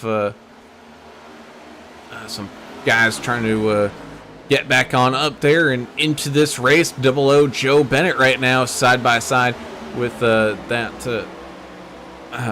was that 77 now with the 79 here, as the two of Juan Jimenez continuing to kind of fall back through this field on those older tires. Again, I think you're right. I think maybe the wrong call there, not taking tires on that last time they came on down. Yeah, he's dropping like a rock, but I mean, is he out, or is he probably only has one left? Maybe he's saving it. I'm not sure, but it's not pretty for him at the moment. Trying to find a 77. I don't know if we have a 77 in the field. I think it's Peyton Aldridge. Who's, I think he's car number 26, but he's painted the number 77. Oh, we always got one of those guys, don't we? Those are my favorite. Always somebody. I was wondering where he was at. That, Albert Anderson said, "Pack racing at Charlotte. I'm loving this." Yeah, you're correct. Peyton Aldridge is driving the 77, but he's scored as the 26 on backup car on our stuff. Yeah, he must be running the neighbor's car. He must have ruined his in practice. Yeah. Double O Joe up to 15th spot. That's back on the lead lap there. He's up 6. He's moving now. It looks like he's going to be 14th. Well, boys, the 999 of Corey Sibley, the latest driver to say, I think I'm through with this. I'm headed to L.A. He got his car on the trailer. He gone. L.A., what's going on out there? Nobody wants to go out there. Next race, L.A. Coliseum heat racing at the old football stadium there. Oh. Well, it's all-star race, I believe. So. Well, and it's heat racing, so you're not going to have, 30 cars on that little bitty, what is it, quarter mile, 3/8 mile, something like that. You're not going to have all of them guys out there at once. That'll make it a little more interesting. Yeah. Heat racing. Eric Thornton, just what a super quiet, super quick night for him. He's just staying in the front pretty much all night. Cody Williams, impressive night, up 21 spots there in third. And it took the 22 a while to get there, didn't it? I mean, but now that he's up there, he's just been real clean and consistent. Yeah, he's not letting go of that podium spot at this point. He's fighting for it. Oh, contact between the 33 and the 663. Pendicio's got heavy damage. He's trying to keep it on the apron. Oh, he hit hard on the inside wall. Ryan Pendicio might be done for the night. That machine's smoking. Yellow's out. Caution. Now we have the caution. See what happened here. Something happened in front of him. Verdiani hit the wall, came down, and just hit, just a freak deal where Pendicio was on the track. It was kind of his own falling. It's dangerous right there, I guess, is what I'm trying to say. He really wouldn't do anything wrong. Paul hit that wall and kind of ruined his day. Well, there's one of the two predicted by Jessica. Pendicio with heavy steering damage there. I think he done. Yeah. Be tough to come back from that if he doesn't have a fast repair, which I don't think he does. And you're out there encouraging everybody to do their shots. I mean, are they doing their flu shot? I won't call it that's what it is. The C shot. We can't say the real thing or we'll get banned, because disinformation. So, well, you're talking about like Jack Daniels and tequila. 33 of Ferdiani sounds like he's gonna gonna man up and take responsibility for causing that wreck. You did hit the wall. Yeah, Man. here everybody comes. Well, not everybody. A bunch of cars coming down pit road. Well, now Brown is this obviously has to be the time money stopped to get those tires if you didn't for like the number 2, for example. Oh, you're absolutely right. Man, you would be pretty foolish to not pit here, as we're gonna have under 30 laps left to go with once we get back going to green flag racing here, and you can see just about everybody except for Joe Hoggard staying on out there, coming on down into the pits. Oh, Albert Anderson says he's doing shots of milk of magnesia. Oh, mercy. Well, that You can make a White Russian with one of those, maybe, couldn't you? Well, is that the one that that'll empty everything out on you? You probably don't want to do that. I can't breathe. Fireball, that's more like it, Jessica. I see that. White Russian milk of magnesia. You know, Albert, try that. Let us know how you it know is. somebody's done that. You got these idiots with Tide Pods, and then some idiot has decided Cooking that he's gonna, chicken. yeah, with the NyQuil. I'll tell you what, NyQuil. there's these people. There's a special place in Darwin's theory for them, and I can't believe some of the things that happen in this world. But yeah, Oh. I don't think milk of magnesia shot's gonna actually kill you, but it would be, I guess, interesting. Put it that way. And Oh, I hate White Russians anyway. No, they're good. The dude used to drink them all the time. Yeah, I saw that. I'm personally kind of there with Jessica. Usually what I do, though, is open up one of those, like, Angry Orchard ciders or something like that, and then put the shot of Fireball in there, so then you got, like, a cinnamon kind of... Boilermaker. Kind of like a cinnamon apple cider thing going on, and it's pretty dang good. You might have just broke the internet. That sounds pretty amazing, Oh, Brown, especially in the Googling fall. it right now. Man, I've been doing that since like 2014. It ain't nothing new. Well, I hadn't been an apple cider guy. I got this Bush Light apple I tried. I mean, I could put some Fireball in there. That might make your kidneys scream, but it'd probably be pretty good. And if the sweetness of Fireball isn't your thing, then doing like a cinnamon jack or something like that. Apple pie moonshine, maybe, or I have some of that in the fridge. I've got a Straight out of the valley. Got a batch of hard apple cider that's ready to rack off, and then in about another day or two, I'm gonna go ahead and bottle it. Let y'all know how it turns. Yeah, let us know. You should give me a sample. Maybe I'll let you be my Save you a jar. Yeah, thank you. Well, as we get ready to get back to green flag racing here, we're going to have that 64 of Hoggard out in front with the 11 of Richard Holland starting on his outside. Eric Thornton, Vince Short up there, Derek Welsh, Chris Muth Jr., Richard Hurst, Paul Ferdiani all up there as well. Looks like Derek Welsh maybe only either a fuel only or a fuel and 2-tire stop there for that one machine. Getting back up there inside this top 5.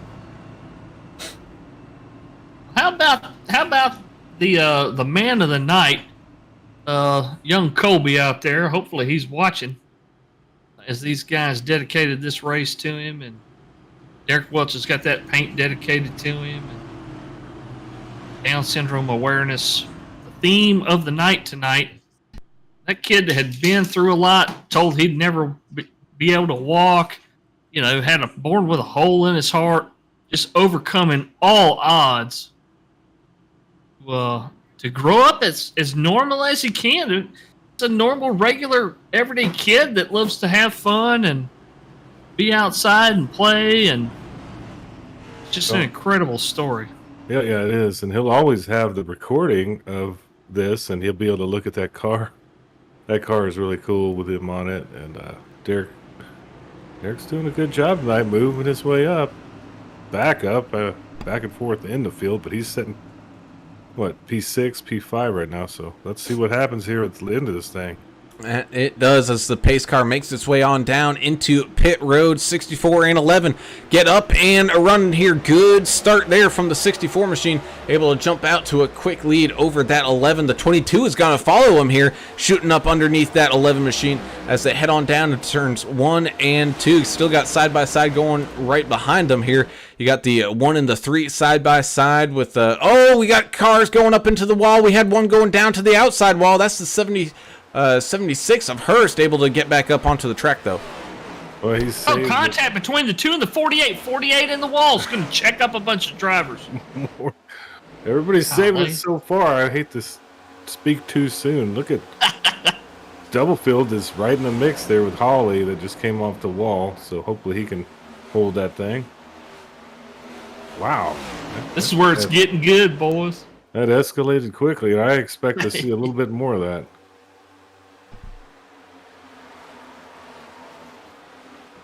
I love this stuff. But if we're going by Jessica's logic here, we got one more caution coming. Her prediction is correct. You know, and I kind of like some of these cautions because I like this pack racing. I do too. Like, The one is going around. It sure No is. caution. He's trying to save it here. He's sliding back up above the line. That'll bring out the yellow. Well, there's your 2. Oh, Jessica. no, Derek. Hold the brake, buddy. Yep, there it is. And now he's having a heck of a time burning those tires trying to get back up to speed in the blippy machine. It's tough sometimes when you're, in an incident like that, just to get the truck or car back on the track because the tires are so hot, you're just spinning them. Just drifting down the track and gets that quarter panel stuck on that 2 machine, and man, he did everything in his power to get that thing going back straight, but it just did not want to do so as he goes for a wild ride down there.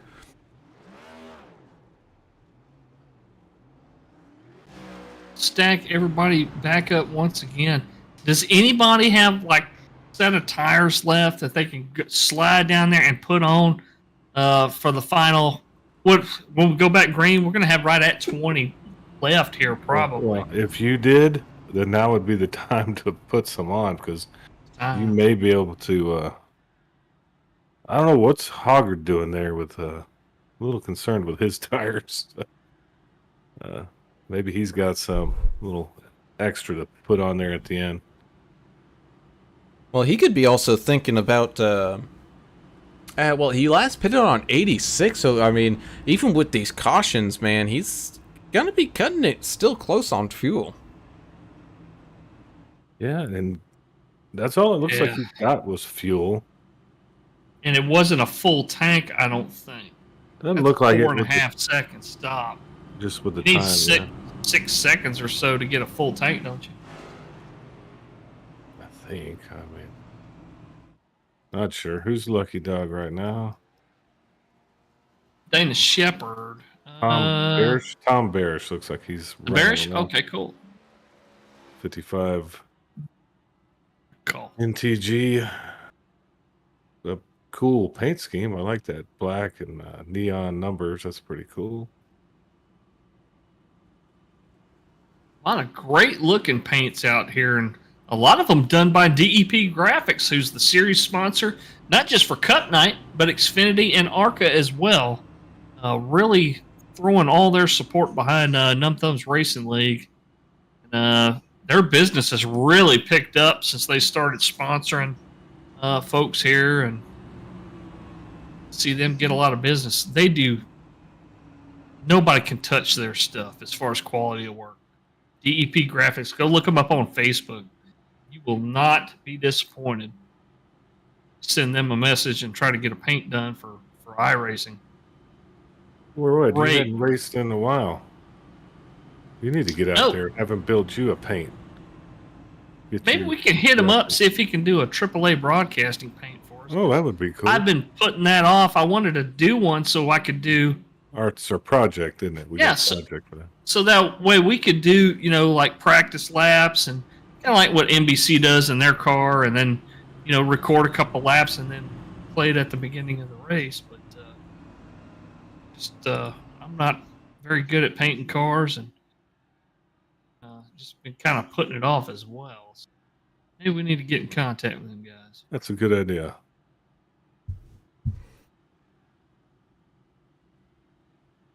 Well, we're still going to have at least another pace lap here. Lights are still on the pace car. Yep, so I believe we're going to be going back to green flag racing with 20 laps left to go in this race here from Charlotte Motor Speedway. A little different race than what we saw here last night.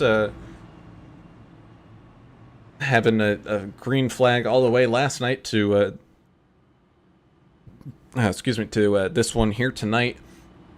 Richard Holland still out in front, though. He has definitely been class of the field. He's pretty much been in that either top dog spot or pretty close to it all night long. I think he's been waiting for this track to come along, and I'm sure when we talk to him, he's gonna say he absolutely loves this track here tonight.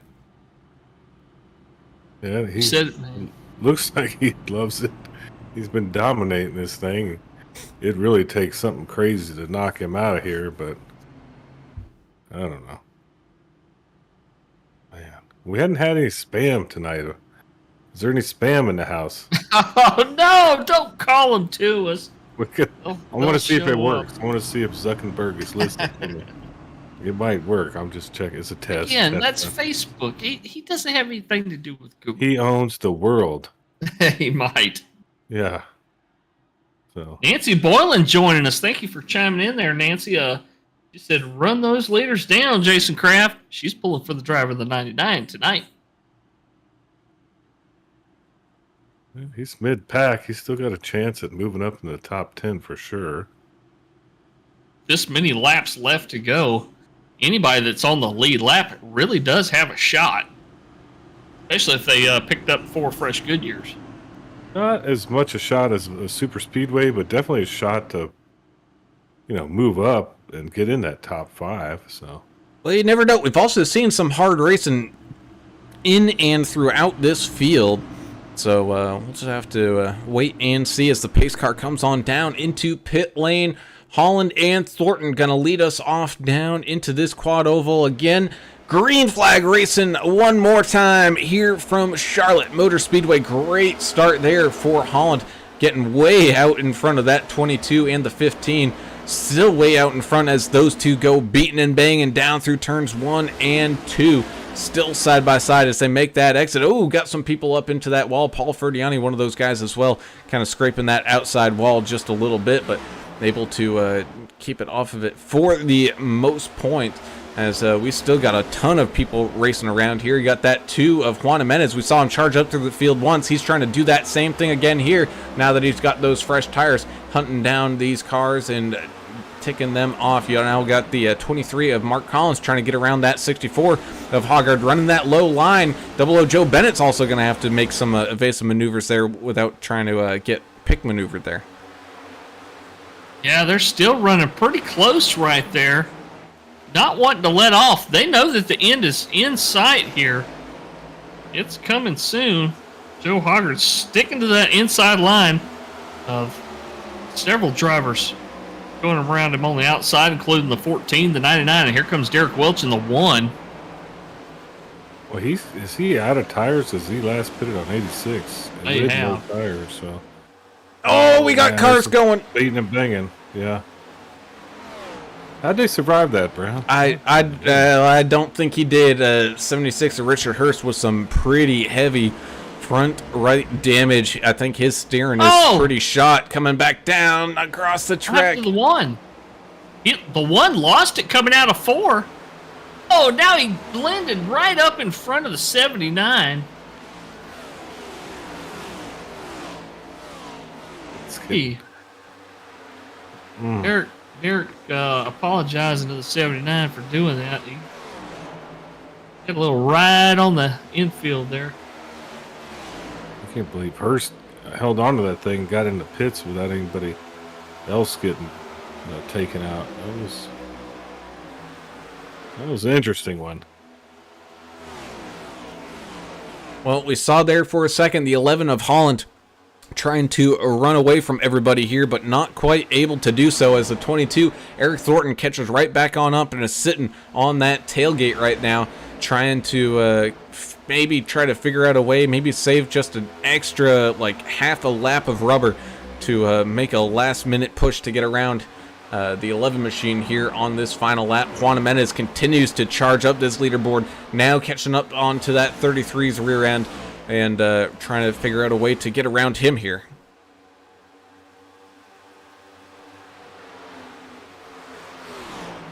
Yeah, good racing all the way around. Toby Blakesley fighting for 13th. Looks like Derek Welch is. Derek Welch, yeah, trying to get on his inside and pass him.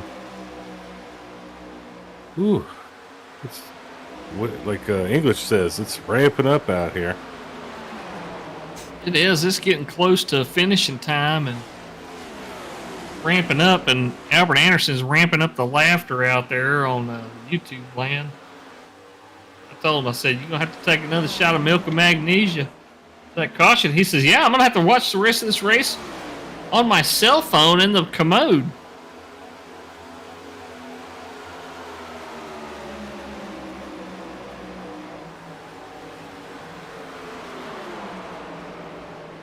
What It a would cut be up. the worst place to be to watch this thing. Watch it. Yeah. Especially if you got one of them old padded, them old padded toilet seats like at your grandma's house, with the crochet cover. Don't make those anymore. I hadn't seen one of those since I was at my grandma's house. Oh, Lord. I wasn't ready for that one. Oh, mercy. Becca Davis needs to tell us how she thinks this is going to end. Is it going to end on a green-white checker? Or are we going to race this thing out these last few laps clean? Please let us know. Let us know what you think out there. Becca's been with us for a long time here, pulling for Subfield out there. Did your grandma have that furnace in there too? Oh, the one got super loose. He's still drifting it around there. He had a little contact with the 43. Now he's having contact with the outside wall. Not a lot of use for furnaces down around San Antonio area. Oh, you'd still have one in there, This one, a little butane. Not at my grandma's. Oh, the one in the wall. Yeah, the little heater in the wall with the flame. Yeah. Yeah, everybody had that. Oh, 14 and 48 getting close there. Almost contact between those two. Here we go. You were right, Adam. It is ramping up out there.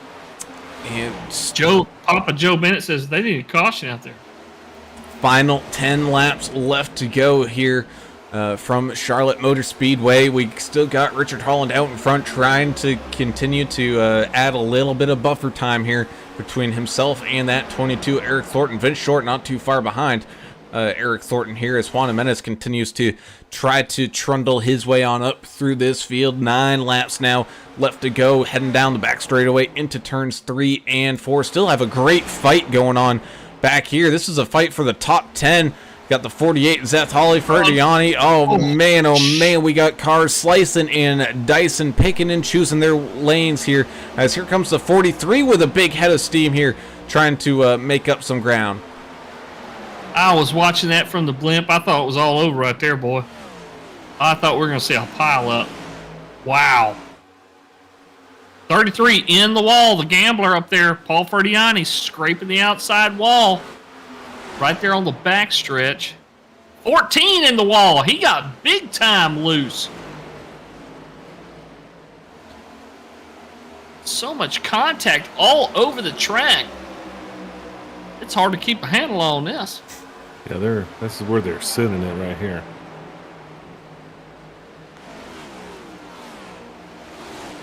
For the 2 machine and the 22 wrecked from the front of the field. The 22 Eric Thornton, heavy damage on the inside wall.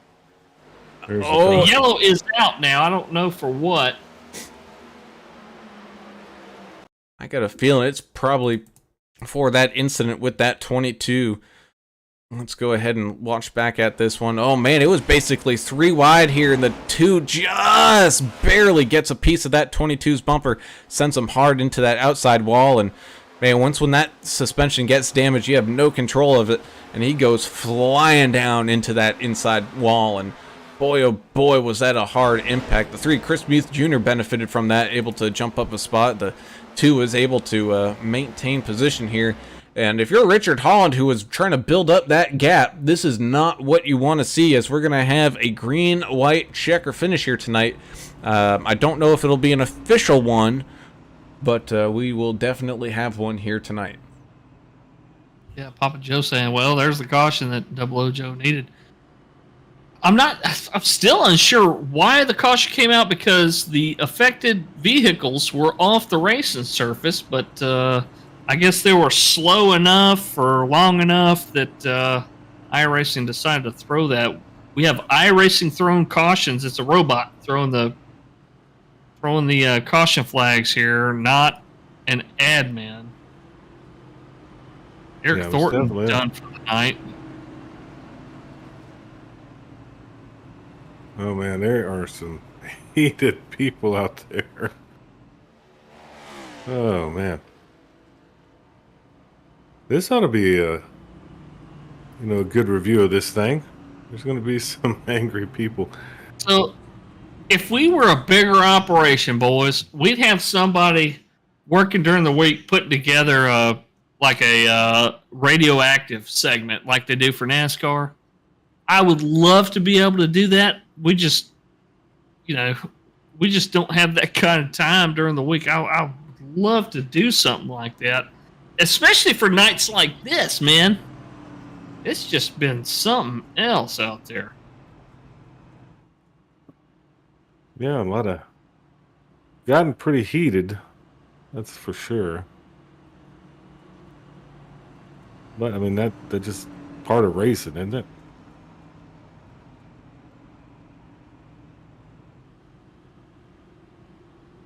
Well, I can hear some frustration even on the administration here.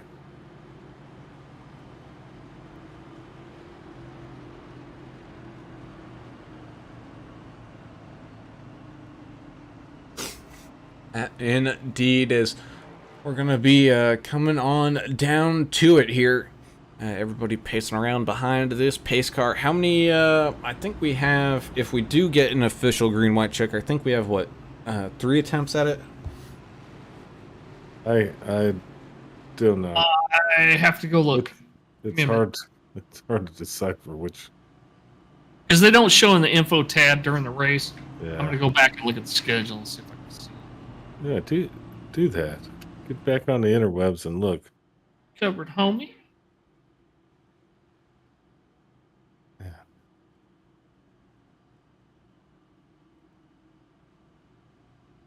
Well, be fast and furious here after. What is it? English? What'd you say? Still looking. Well, we still have one more lap under caution here, so. Ooh. Can't find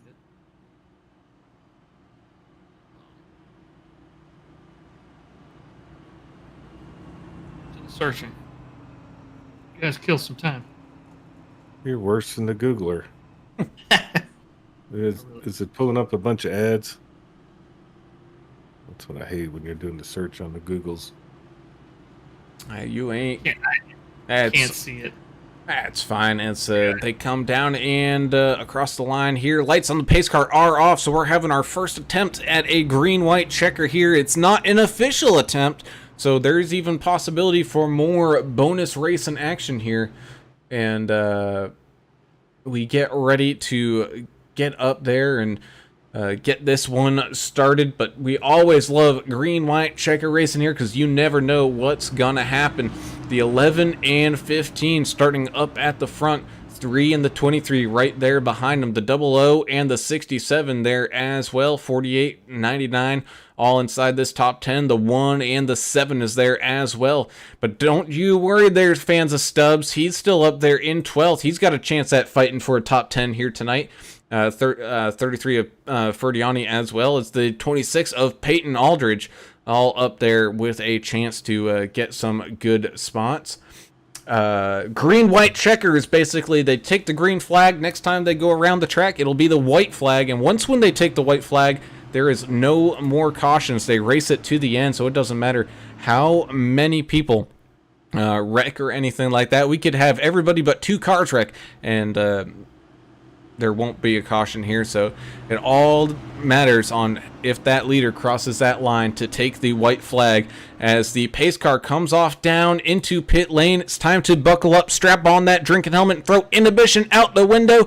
Green-white checker racing here from Charlotte Motor Speedway. Side by side, they trundle on down into turns 1 and 2. The 11 getting just a good enough jump there on the 15 to sneak his nose out in front, but the 15 has still some stuff yet to say about that one. The 23, Mark Collins, fighting his way on through. Oh, we got cars up in the walls, beating and banging as everyone tries to shuffle on around. The 7 gets up into him there with the 23 as the 1 goes on around, and that's going to bring out the caution here as we got a big pile up in turns 3 and 4.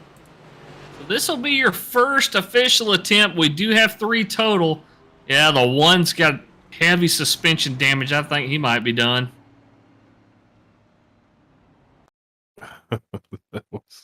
What caused that one? I'm trying to find out. Almighty. I think it all started with the 23 of Collins up in the outside wall. Let's try to get a better view of this one here. Up in the outside wall, as he came back down, there was just a mob of traffic there behind him. Everybody trying to check up. Oh, man. Just take a look at everybody getting involved there. Welsh getting involved. Hoggard getting involved. Williams. Holly getting involved, too. The 7 and the 67 looks like they had contact that may have initiated that. I'm trying to look and see where the 23 was. 23 was just an innocent bystander there, I think. I think it was the 67 and the 7 that started that whole deal. Well, nonetheless, Albert Anderson says there's a guy in a tank top ready to stab somebody. I agree. Where? It's probably one of English's cousins down there in the infield, ready to rumble because he's got money on one of these cars. They can't afford to get to Charlotte. Well, I might have personally flown him in just to see the mayhem. Yeah, this has been one of those nights. Crazy stuff has happened. That doesn't mean the racing hadn't been good, but like that crash right there was wild. You're right. 23 lost it and bounced down, and yeah, all that other stuff was secondary. Yeah, good call there.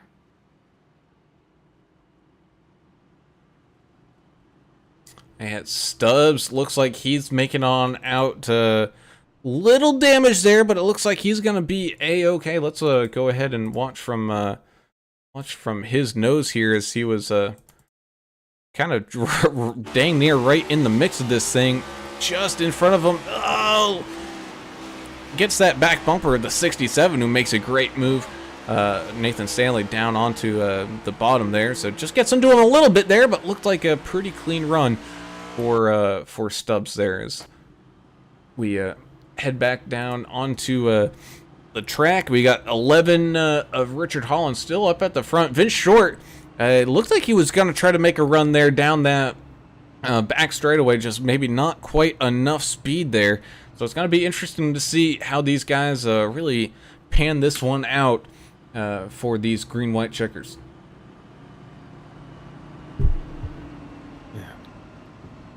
Might not be over there, Adam. We might get a couple more of these things. I think we will, unfortunately. But one thing that has been steady is the number 11. Yep. Richard Holland, he ain't moving from that spot. That's the throne there. And he's been sitting on it all race. Vince Short, wow, he's up there now.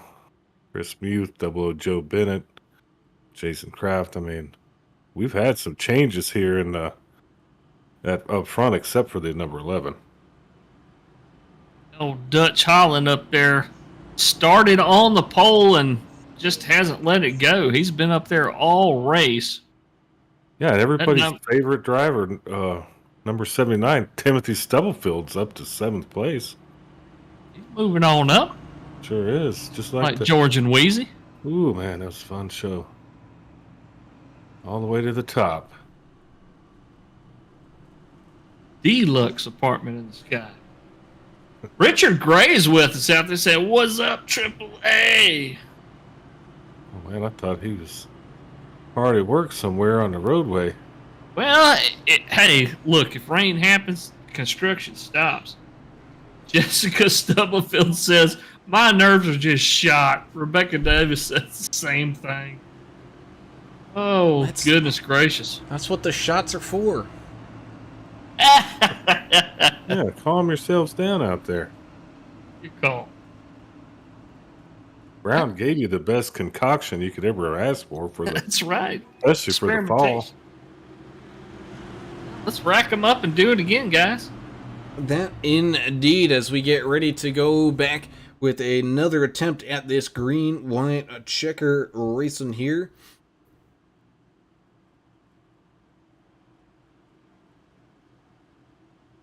A lot of guys with meatball flags still getting damage fixed down on the pits. Derek Welch, Mark Collins, Peyton Aldridge, Joe Hoggard, all down there getting damage manually repaired. I think they're done for the night. We'll see where they shake out in the standings. Derek Welch saying his nerves are shot, man. Well, because you've been driving, then you have an excuse. Yeah. As we get ready through turns 3 and 4 for these guys to make another attempt at finishing this one under green flag conditions. The 11 and the 15 get everything all wound up into this quad oval, down into the correct gear, and off they go. Green white checker finish. Here we go. 11 getting another good start here, but the 15 able to stay with him a little bit better here. The 3, Chris Muth Jr. trying to shuffle his way up on through this field as well. 15 trying to hold him off as much as possible. Oh, we got cars up into the wall. 76 coming back down across the track as that 11 starts to open up that lead here with the 15 and the 3 battling side by side. The 00 Joe Machine sitting right behind him here, trying to make up some ground as well, get up onto this podium as the leader comes down and across the line. White flag is taken, so this lap will end it here. No more cautions as we're almost 3 wide here. 00 trying to use every inch of that racing surface as he can as they head on 3 wide down this back straightaway. Man, look at the moves being made here. The 99 Jason Kraft trying to pick up some extra spots here, but Richard Holland enters 3 and 4 with a healthy gap over everybody else behind him. He's going to come down into the quad oval and come across the line, picking up his win here tonight with the 2 of Juan Jimenez shuffling through all the traffic, picking up second place. 3 of Chris Muth Jr. picking up third. Yeah, and close behind him there. Jason Kraft had one heck of a run there at the end. The 99 not being able to close the deal. 00 of Joe Bennett as well. That's your top 5. And there was a lot going on right there on that final thing. Look at Stub Nation coming in up 11. He ended this thing 7th, so y'all hung with him. Good night for Stubblefield.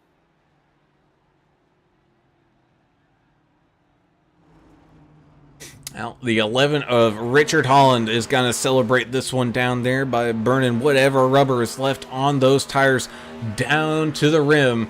As these guys head on down into pit lane, we'll be coming up with some interviews here in just a second. But Mr. Alan English, I think you got another name to enter into that drawing for that fancy keyboard that we're going to have.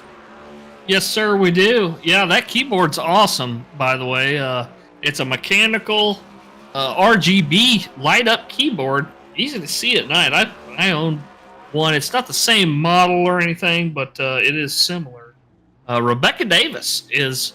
We had a Rebecca last week, and we got a Rebecca this week joining the fans of the race. Rebecca Davis, your name is going to be entered into the drawing, so at the end of the season, they're gonna pull a name out of all the fans of the race that we have every week during the Cup Series races. And you got to get a pretty good shot here at winning that keyboard. Looks nicer than mine. I might be a fan of the race next week. Let's see. I mean, I'd give you a decent vote. You're all right.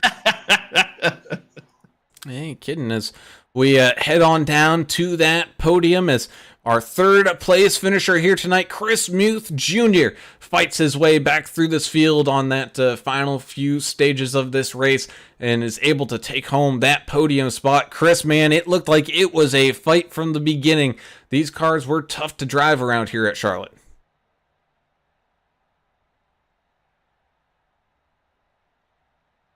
Chris, you got a copy?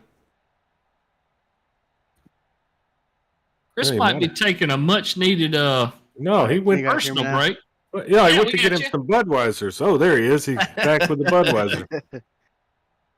Go ahead, Brown. Yeah, as I was saying there, Chris, having a tough, hard fight down there. These cars seemed like they were pretty tough to drive down here at Charlotte today. Yeah, my car was handling pretty good. I drove up high for most of the race. There, maybe 20, 30 laps ago, I decided to jump down to the low line. Running pretty fast there. Well, Chris, talk a little bit about I got two things for you. First of all, you're down there in Florida. Y'all kind of had a rough deal with some storms down there. I know how that is being in Louisiana. But how are you guys doing after Ian come through there and kind of messed y'all up? And then talk a little bit about next week. You know, y'all got heat racing at LA Coliseum coming up next Monday. Yeah, well, we're a near miss. I mean, we were just north of where the hurricane hit, and the city that I work for in the water department, we would have been wiped out if it would have been just a little bit more north. I mean, we were there right before it shifted at the end. We were dead bullseye for the eye and everything, but so we got real lucky that it turned down and went below us. But yeah, next week, it's the Coliseum, so it's going to be a shit show. I think it will, but it'll be fun. It's an all-star race. That paint scheme was pretty awesome. You're always running those Budweiser paints. I love that, and I think you had autism awareness, or I'm sorry, Down syndrome awareness on the car. It looked really sharp tonight, and I think you were saving tires up high, right? That kind of helped you out running that high line for a little bit. I watched y'all's I watched it on my phone, and I heard somebody come on and say that the high side was kind of saving the tires, so I decided to jump up there. You were listening. I wasn't really up high the beginning of the race, but I did realize that first series there it ate up my tires staying down low, so I worked back up high for most of the race, and then I went back down low at the end. Geez, we actually got one right there, boys, going up high Sam's tires. Well, either way, Chris, solid third place finish for you here tonight. Before we let you go, you got any shout-outs you want to put out there? Yeah, my cousin Keegan that lives in Kentucky, he's the one that has Down syndrome, and so I made this paint scheme for him and slapped his name there on the car, and so. Awesome, man. Well, again, congratulations on the podium finish here tonight, and we look forward to seeing what you can pull out here at LA next week. All right, thank you. As we head on up this leaderboard, let's go ahead and talk with the two machine of Juan Jimenez, who fought his way through the field not once, not twice, but 3 times to come home in second place here. And Juan, you must be feeling good about your effort here tonight. It's a mixed bag, honestly. Obviously, really happy for the effort the number 2 team put in, and I'm really happy with our individual result at the end. But any day where your team ends up finishing not great is a day you're not always too happy about. As always, we had great cars, really good speed. I think all of us had top 10 cars, if not top 7 or 8. But strategy and wrecks and cautions messed all that up, and And unfortunately, it looks like only I was able to come out with a relatively good finish. Well, we did hear some radio traffic there on one of those final cautions about the cause of the caution, and you did come over the radio accepting responsibility. What happened there with the 2 machine? And it looked maybe the 22 also involved there. Can you kind of explain what happened right there? Yeah, sure. I was just trying to get back up through the field, try to get to the 11 machine that was super fast, and laps were dwindling. I had 7 or 8 to go, and I knew that I needed to make a move pretty quick. It was almost entirely my bad, to be honest. I just it looks like the 22 came down a little bit, but I just tried to gap that up, try to get on his inside, and looks like we just came together, and I ended up hitting him in the back. So that's you're never happy when you cause a wreck, and I got to apologize to the 22 machine because he ran a great race all day, and it just sucks that it ended up where it did. But it's a racing incident. You're racing hard with 7 or 8 to go, and if you want the win, you gotta go. Yeah, and go you did. You drove that thing like you stole it through most of the race. You were always overcoming adversity. So great job. Great finish. It was going to be tough to beat the number 11 tonight. He was in front all night. So great job. You have anybody you want to thank before we let you go? Yeah, of course. First and foremost, as always, I got to thank. It's been a while since I've been up here, but when I come here, I always want to thank my teammates. Joey, Kevin, Dana, and Ryan. They've been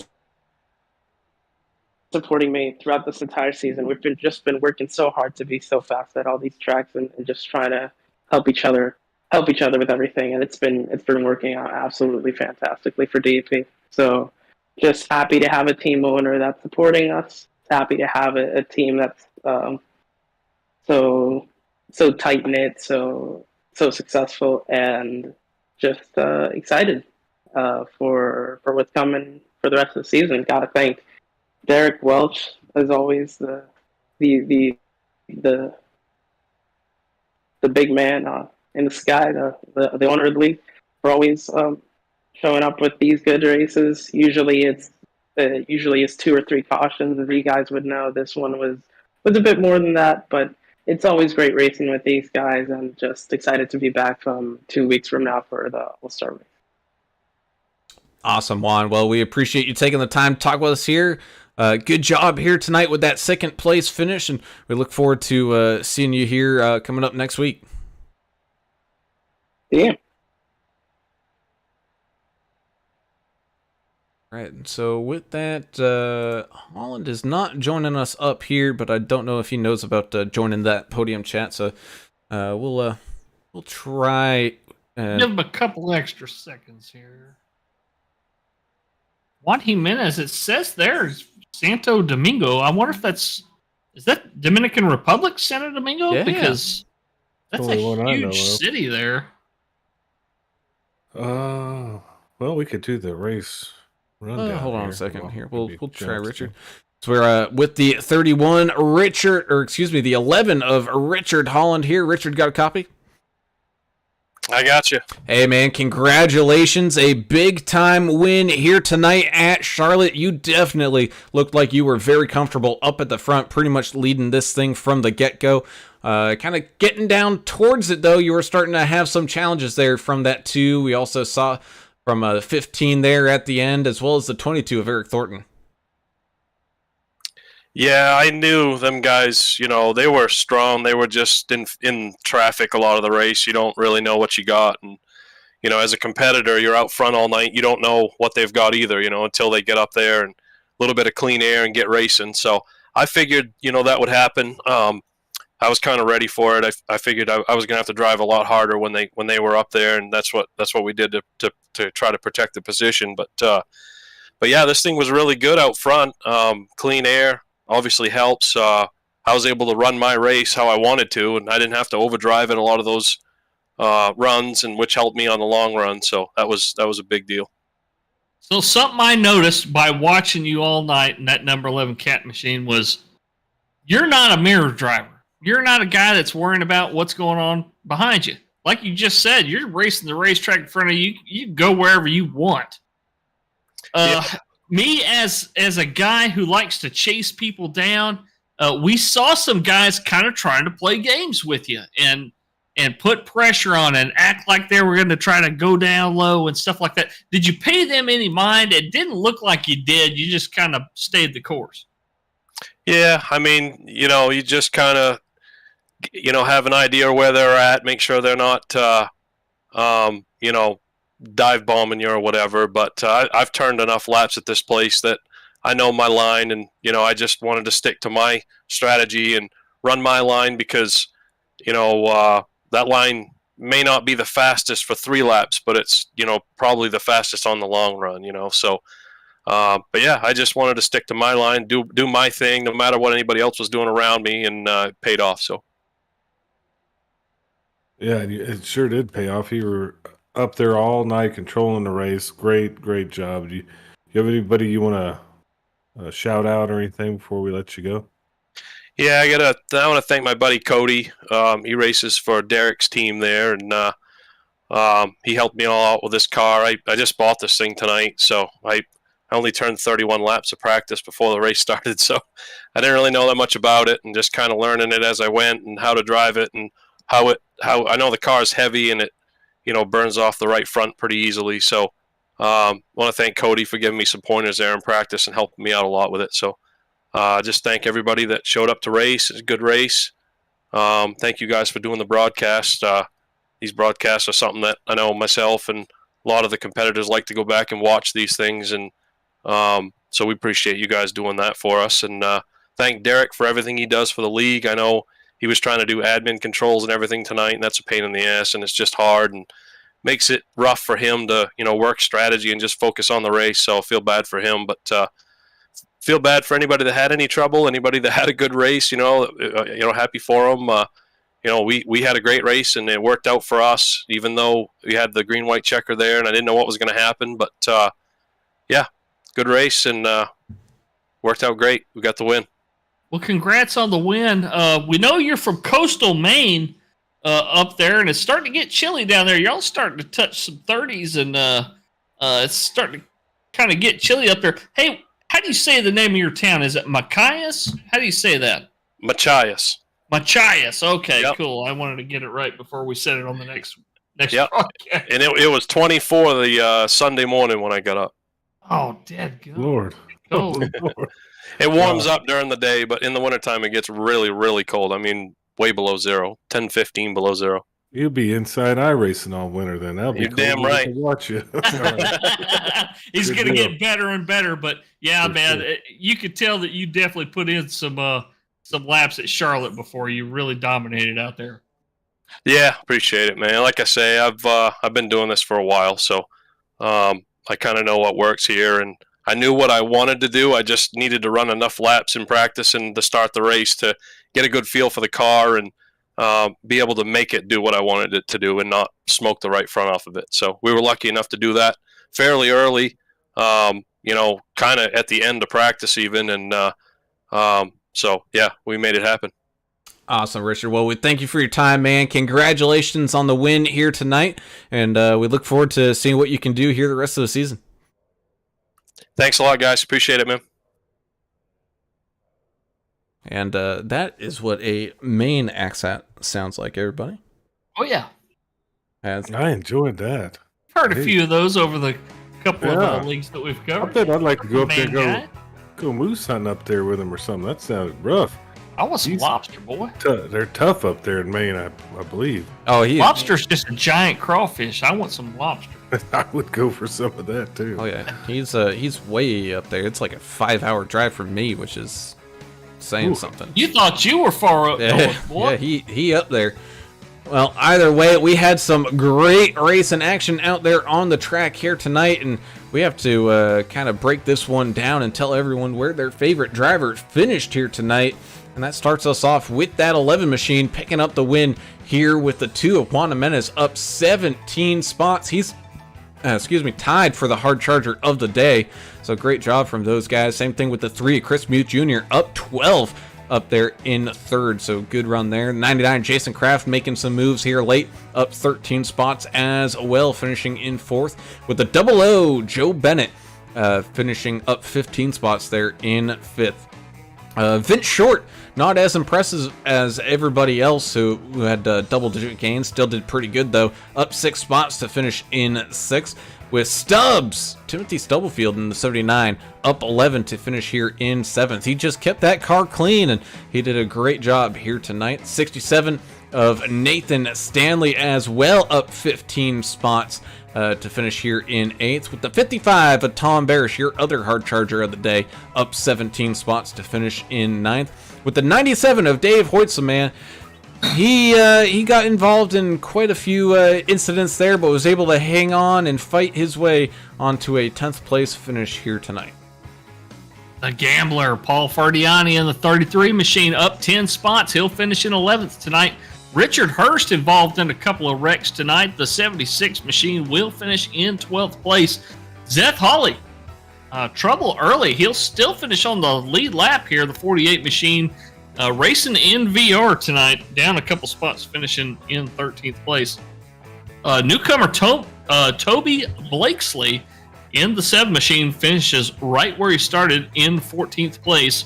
Let's see, the first car 1 lap down, the 44 of Dana Shepard finishes in 15th place. Mark Collins in the 23 finishes 16th after starting outside on row 1. The 1 of Derek Welch running that awesome paint tonight. Down syndrome awareness. We sure appreciate all the attention that he's showed that tonight with all the effort that they put in. He'll finish in 17th place. 18th will go to the 64 of Joe Hoggard, who we saw running way up front quite a bit tonight. Some different kind of pit strategy and stuff. Things just didn't work out for Joe. He'll finish in 18th place. 19th will be the 26 of Peyton Aldridge, driving that backup car, that number 77. He started way back in 25th. He'll finish 7 laps down. Also 7 laps down, the 14 of Cody Williams. Cody Williams fought his way up the freaking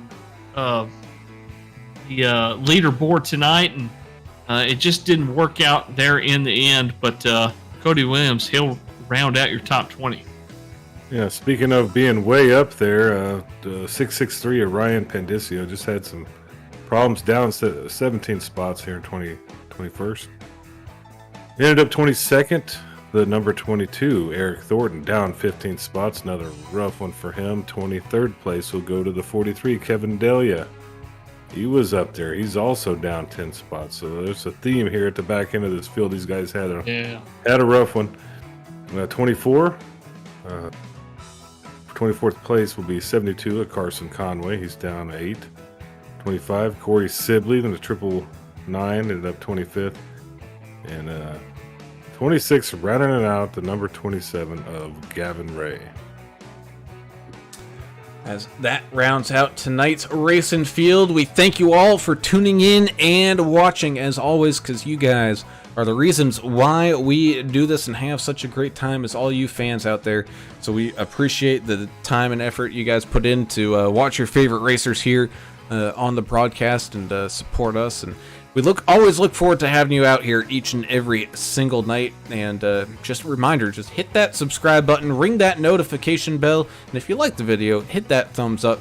Because, man, you don't want to be out of the loop whenever we go live, as we got live racing action going on 5 nights a week, and it's all fantastic racing that you do not want to miss. As well as we have to say a big thank you to our race sponsors, like tonight, Davidson Builders coming on board here. They're proud sponsor of our replay action cam, but as well as tonight's race here from Charlotte. So be sure to go look them up if you're in that northern New Jersey area. as well as DEP graphics on board all season. We have ButtKicker on board all season. Thank you guys so much. Same thing with Adminboxx as well. I'm sure that thing got a pretty good workout here today as Derek Welsh was busy racing out there. Also, Track Bar Media jumping on here this season. You got SimGearCentral.com jumping on board. Same thing with TrackDogsRacing.com joining us here with this great racing action. So we appreciate you guys as always, because without the support of the great sponsors, man, these leagues, it gets pretty tough for them, and you guys allow them to do what they need to do and put out a great program like these guys do over here at the Numb Thumbs Racing League. Well, on that note, we have to shut it down here for tonight, but don't worry, we'll be back here tomorrow with some throwback paint jobs here coming up from the HCK Beagles Racing League tomorrow night, and then we got some more great mile-and-a-half racing action going on Wednesday with the Vigilante Racing League, and those guys have like 40 cars now, which is absolutely crazy. It's awesome to watch, so be on the lookout for that. But until tomorrow night, I'm Alan Brown. For Alan English and Adam Turner, we're signing off. We gone. See ya.